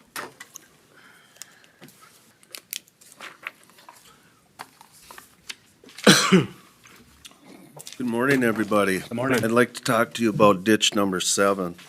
I'm really not surprised on the letter from Adam Ritchie. I'd like to know who Adam Ritchie is. He's our ditch inspector. Okay, where's he from? Highway Department. Department? Okay, here in Benton County? Yes. Yes. Okay. He states, I'm ready to provide this information that you requested on 118. I've added the envelope request that had during the 118-25 meeting. In the following pages, we'll see a map depicting our best idea. Best idea was written in the letter of why the viewers considered a partial benefit from ditch number 7. Well, I disagree with ditch number 7. I pay for ditch, I'm assessed on ditch number 7. As Mr. Pop would know, that one of the neighbors took there and changed the flow of water that runs south, put it back onto my property. I paid over $30,000 to put tile in and drain that property. I have another 2 ditches on different parcels of land that I have authority to clean and maintain. Okay, they all have a buffer zone. Everybody knows what a buffer zone is. It's for the runoff of the water. Okay, I did those buffer zones on those other sections. As you look on the map that he sent out, he circled the 2 parcels, and it shows that on their partial that he used the view, that's the way they view it as. There's no runoff with a buffer. The reason that you have the buffer is it's a grass. It holds the water. Prior to getting assessed on that ditch, I had a neighbor had their property in the Fish and Wildlife. So when they had the property on the Fish and Wildlife, they were getting paid through the ASC office to maintain the water so it wouldn't flow. So that neighbor is getting paid, but the water's backed up on my property, okay? I also had a neighbor change the flow of water on the property into my property, which I tiled into a buffer zone. And now in 2022, they show that that ditch has been changed. Yeah, that ditch was changed so the water would flow. I paid for that. The neighbor paid for that. So the water could run out to Highway 25. It goes over to Highway 25 across to Barb Gopinski's property over there. I'm assessed for all that. I paid over $30,000 to have the tile done on another section of property. I pay to have my water stop from the other neighbors' programs, not from their program, but from their land, and I put a buffer zone in. That was all approved through ASC office. I don't believe I should be assessed on that property, on that ditch number 7. They can say that my water flows into ditch number 7, but I had to spend a lot of money of my time to fix my property. And now after the 22, they included this line on which would be the Traps property, which that ditch was maintained, and a permit was gotten to clean that out. So now you add on that, and he gets assessed on that property. And we did all the maintenance by ourselves, paid out of the pocket, and now you're asking me to pay more money on the neighbors that are on the other side of Highway 25 south, which the ditch goes through, and the ditch doesn't go through on my property. And I had to maintain everything to get my property back to where it was. I want to be removed from ditch number 7. And the ones that can take care of the ditch number 7 is the commissioners. And they can go take a land survey from up above. They can take a drone and say, this is the way it is. Go check. There's a buffer zone. There's grass all around that. And I don't think it's right that I have to pay again and again and again. And I would like to have some resolution to it, and I want it to come to an end. I know that you could talk for only 5 minutes, but what's right is right, wrong is wrong. I'm being wrong twice. I'm being wrong twice, and I shouldn't be assessed for ditch number 7. I want to be removed from ditch number 7. I have, what do you call it, the papers here that are signed off by Headley and Mr. Heinen, that we had a meeting in 2022 at the high school, at the high school. Oh, And it's Henry's. I think. Yeah, Henry's Catering. Where was, Henry's Catering. Yeah. Okay, at Henry's Catering. Yeah. I talked to the person that was doing the assessment there.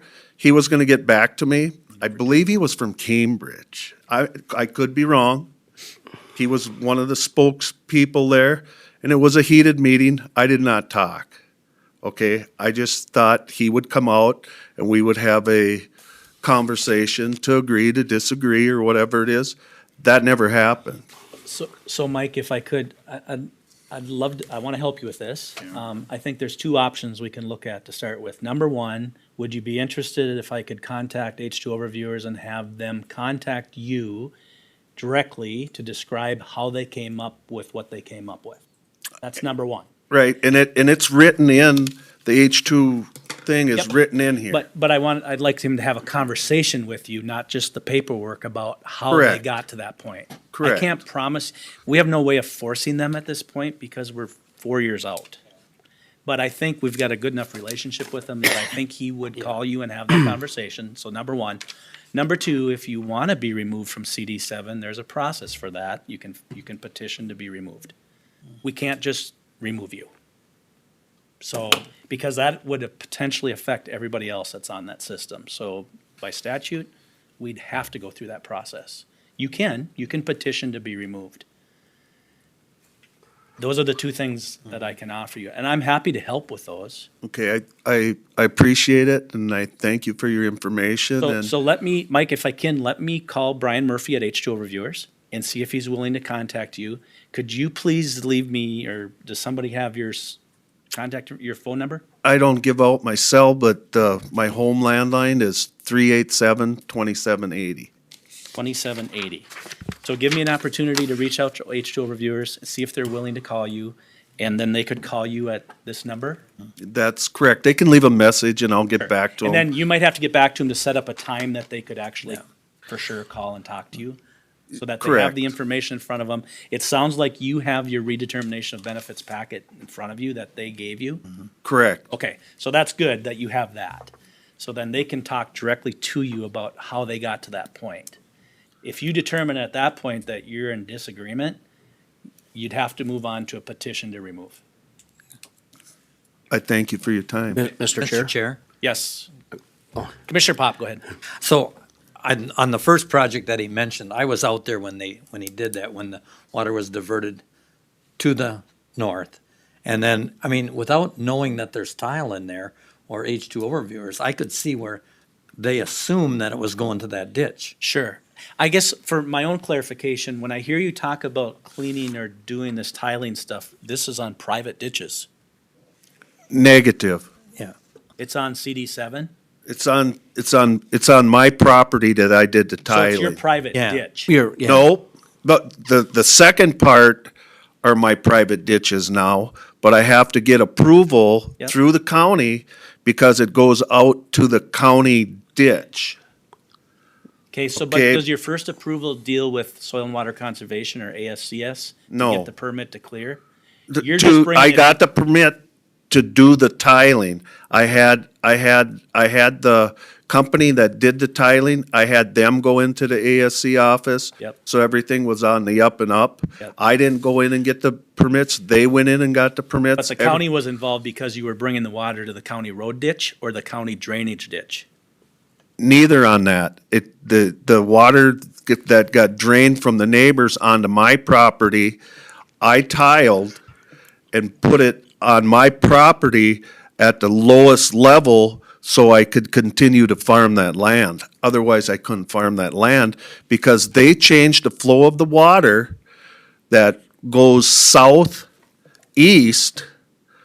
They brought it back to the north on my property Okay.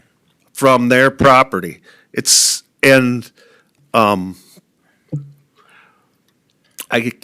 The Army Corps of Engineer was also contacted with that at that time. The ASC person office there, they did nothing. They know. They, Unless- let Ed explain it to Unless you were out there and visibly seen what happened, you can't believe that, Soil and Water and some Army Corps would let that happen, but they did. But you, since you were out there, Yeah. that was a private ditch. It was, well, he built the ditch. Who did? The neighbor. The neighbor landowner. Okay. And then he was stuck because nobody would do anything with the water. There was correct me Right. if I'm wrong, there was like a brim or something there. Correct. But it constantly seeped through there into what I considered a very nice field of agricultural land. Mike's. Of Mike's. Okay. So he tiled it at $30,000. Yep, To get rid of that water. Okay. And nobody really helped him. So nobody stepped in when the neighbor built a private ditch without a permit? I don't know about the permitting part. He didn't have a permit, and Mr. Watercott, rest his soul, is not here anymore. He dug the ditch. Correct. Yeah, okay. Okay. And it was done at night. Would it behoove us? I didn't to know get about that part. Another Weird, set of huh? eyes out there? What? Would it behoove us to get another set of eyes out there? Yes. I would have no problem going out with, Okay. with you if you want. Yeah, I know you mean, guys if are you the just, If you ditch. just, it's hard to explain from Mike's standpoint, unless you're out there standing in the corner of that property to see what happened. Sure. I mean- So I assume it wouldn't make sense to go view that right now, right? You can, yeah, it has to be reviewed. I mean, I'm No, just I get it. I'm asking. talking about timing wise. Sure, you can do it anytime. I'm willing to work with but anybody. will we see what, We yeah. need to see is what I'm questioning. I would say when there's no snow would be better, Mike. Whatever you decide. And I think the viewers should be out there Yeah. too, because that could, I mean, Yeah. it is 4 years, but Let's start with the viewers reaching out to you and having a conversation about the redetermination of benefits and see how they got it. Then let's go from there. Is that okay? Thank you for your time, yeah. Give me a It's few all days, o- Mike. No, it's all to have good. him call you and It's all I'll, good. I'll reach out to Brian. Yeah, Jared's got my cell phone number, Yeah. so it's all good. All right, thank you. Thank you for Thanks, your Mike. time. Yep. Members, anything else for Ditch Authority? Okay, we're adjourned at 10:55. Turn it back to the board chair. Okay, Commissioner, let's do Commissioner concerns first. Any concerns you want to bring up? Okay. Meeting updates? I'll start. End of the year, there was really not a lot going on. No. So, I had a handful of them. I'll go through them very quickly. December 16th, City of Foley, Commissioner Benoit, myself, Monty, met with the redevelopment group, had a very constructive meeting, I think, with the city. It lasted about 2 hours. So there'll be more information coming on that. The next day, I attended the building committee meeting on site at the job trailer at the government center site. Foley Chamber dinner was that evening. The next day, Tri-County Solid Waste meeting over in Waite Park, and a Benton Economic Partnership dinner that evening. On the 19th was the Odom Clinic ribbon cutting here in Foley. And again, on the 31st, I had attended virtually a building committee meeting, which was short and sweet for an update on the site. So that's all I had. Me, I didn't have much of anything other than the meeting, Scott. End of year, I didn't have much for a meeting. We had, labor negotiations the day of the Benton Economic Partnership meeting, and then I had labor negotiations with the library, and it's going about as well as the county. Yeah, that's it. Yep, 2 union negotiations. And Monty and I actually was on a Zoom meeting with the bonding. Alexis. I don't remember her last name, Governor's Office for bonding bill. Thank you for taking care of that. And that went very well. Grady Yeah. was on hand too. Grady, yep, yep. So that's all I had, but that went very well. Okay, Committee of the Holes, Monty. All right, so let's start with the easy ones. January, I'm sorry, what, Monty? I say let's start with the easy ones. Yeah. Do you want to put on there the DNR Public Waters meeting, which is this January 26th at 6 p.m. Foley High School? Would you like to put that on just in case folks want to attend? Sure. Again, that's January 26th, 6 p.m. Foley High School, the DNR Public Waters meeting. Second, you're invited by the Sauk Rapids Rice School District to join the school board for a joint meeting with the board on January 12th at 6 p.m. over at the high school scoreboard room. Again, that's January 12th, 6 p.m. The stated purpose is to share information on the progress of the school's building projects. I think also talk about developments on Kashal 1, where that's going. So I think it's the goal there is an information sharing meeting. January 12th, 6 p.m., this school board meeting room. Okay. Let's move on. How about scheduling your 2026 goal setting meeting? Sounds like that agenda keeps getting longer. Yep. What's working for you all? Goal setting. My opinion, I know we're busy, but sooner than later. Sooner than later, okay. How's next week look? Monday or Tuesday? Monday. I am out 13th, 14th, 15th. So we do have a tech group meeting that morning. I think probably should try and keep that one, right? I know you want to stay away from end of the week. Is Friday an option? No. Okay. No. So, okay. How long is your tech meeting gonna go? I'm not sure. It's hour and a half, 90 minutes maybe max, right? So we should be done by 11. 11 o'clock? On the 12th? So 11 a.m. You want to also go back to Jack and Jim's? Yep. So on For goal setting. 12th Yep. at 11. Jack, Jim's. Okay. I'm not sure if we're ready to schedule these today. I wanted to bring them up though, and that is the question of: do you want to continue having these quarterly human services, public health committees of the whole? We've been doing that for about 4 or 5 years now. The quarterly human services, public health committees of the whole. You can certainly schedule them today, or that might be a good subject for your goal setting. Goal setting. Yes. Okay.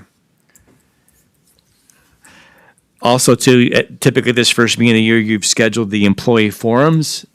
We've had 3 the past couple of years. Those precede regular board meetings about 8:15. So the question is, do you want to continue scheduling those in that same number at about the same time? I do believe the relations team, whatever they're gonna recall that, is looking at options there. So, Wait for them to get back to us? yeah. The community, or what do we call it? The culture team. Yeah, They're renaming that culture team name. I heard that, yes. Yeah, but I think we should attend their next one and find out what they're thinking Okay, on that. so hold on that one for now. Okay. You think of any different locations, maybe? Different locations, I might be, I would really like to kind of wait till they. Okay. More to come. More to come, yeah. I mean, if we want to, we can schedule them next meeting, yeah. Oh, sure. Yeah. No hurry. Okay. I mean, I don't think any of us want to get away from them. No. It's just using their recommendation. Yeah, maybe try and increase attendance. and- Exactly. Yeah, Yeah. sure. Sounds good. Want to put it on the list. This next one really isn't a committee of the whole, but it's important to schedule department head performance evaluations. Those are done in closed session. I think the last year or two, you've done maybe 2 at one meeting and another 2 at the next meeting.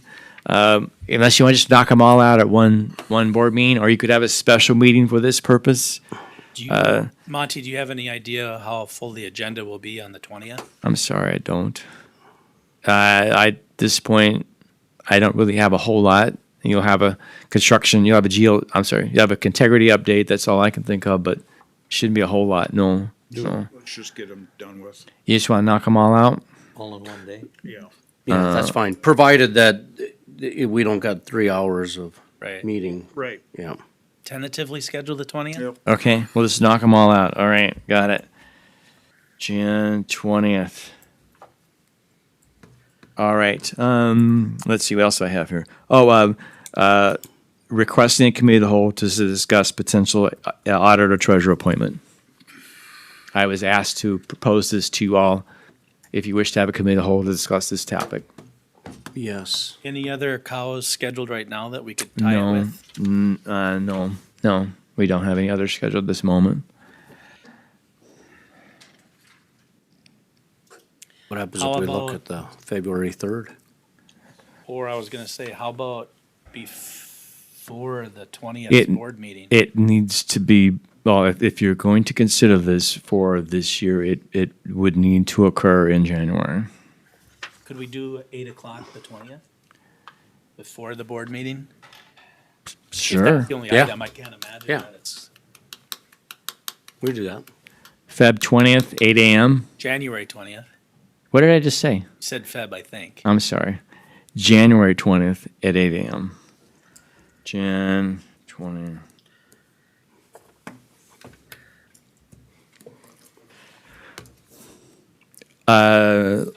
Lastly, you're invited to the Benton Economic Partnership Annual Membership Meeting. It's Thursday, January 22nd, 7:30 a.m. at Harvester Square. We have registered you all anyway. So again, January 20th, 7:30, Harvester Square. And Mr. Chair, that's all we have. Move for approval of the cows, Mr. Chair. Second. Got a motion and a second. Any more discussion on the cows? Now, all in favor, say aye. Aye. Opposed, motion carries. Thank you, everyone. We're adjourned at 11:04. That's the 22nd, though.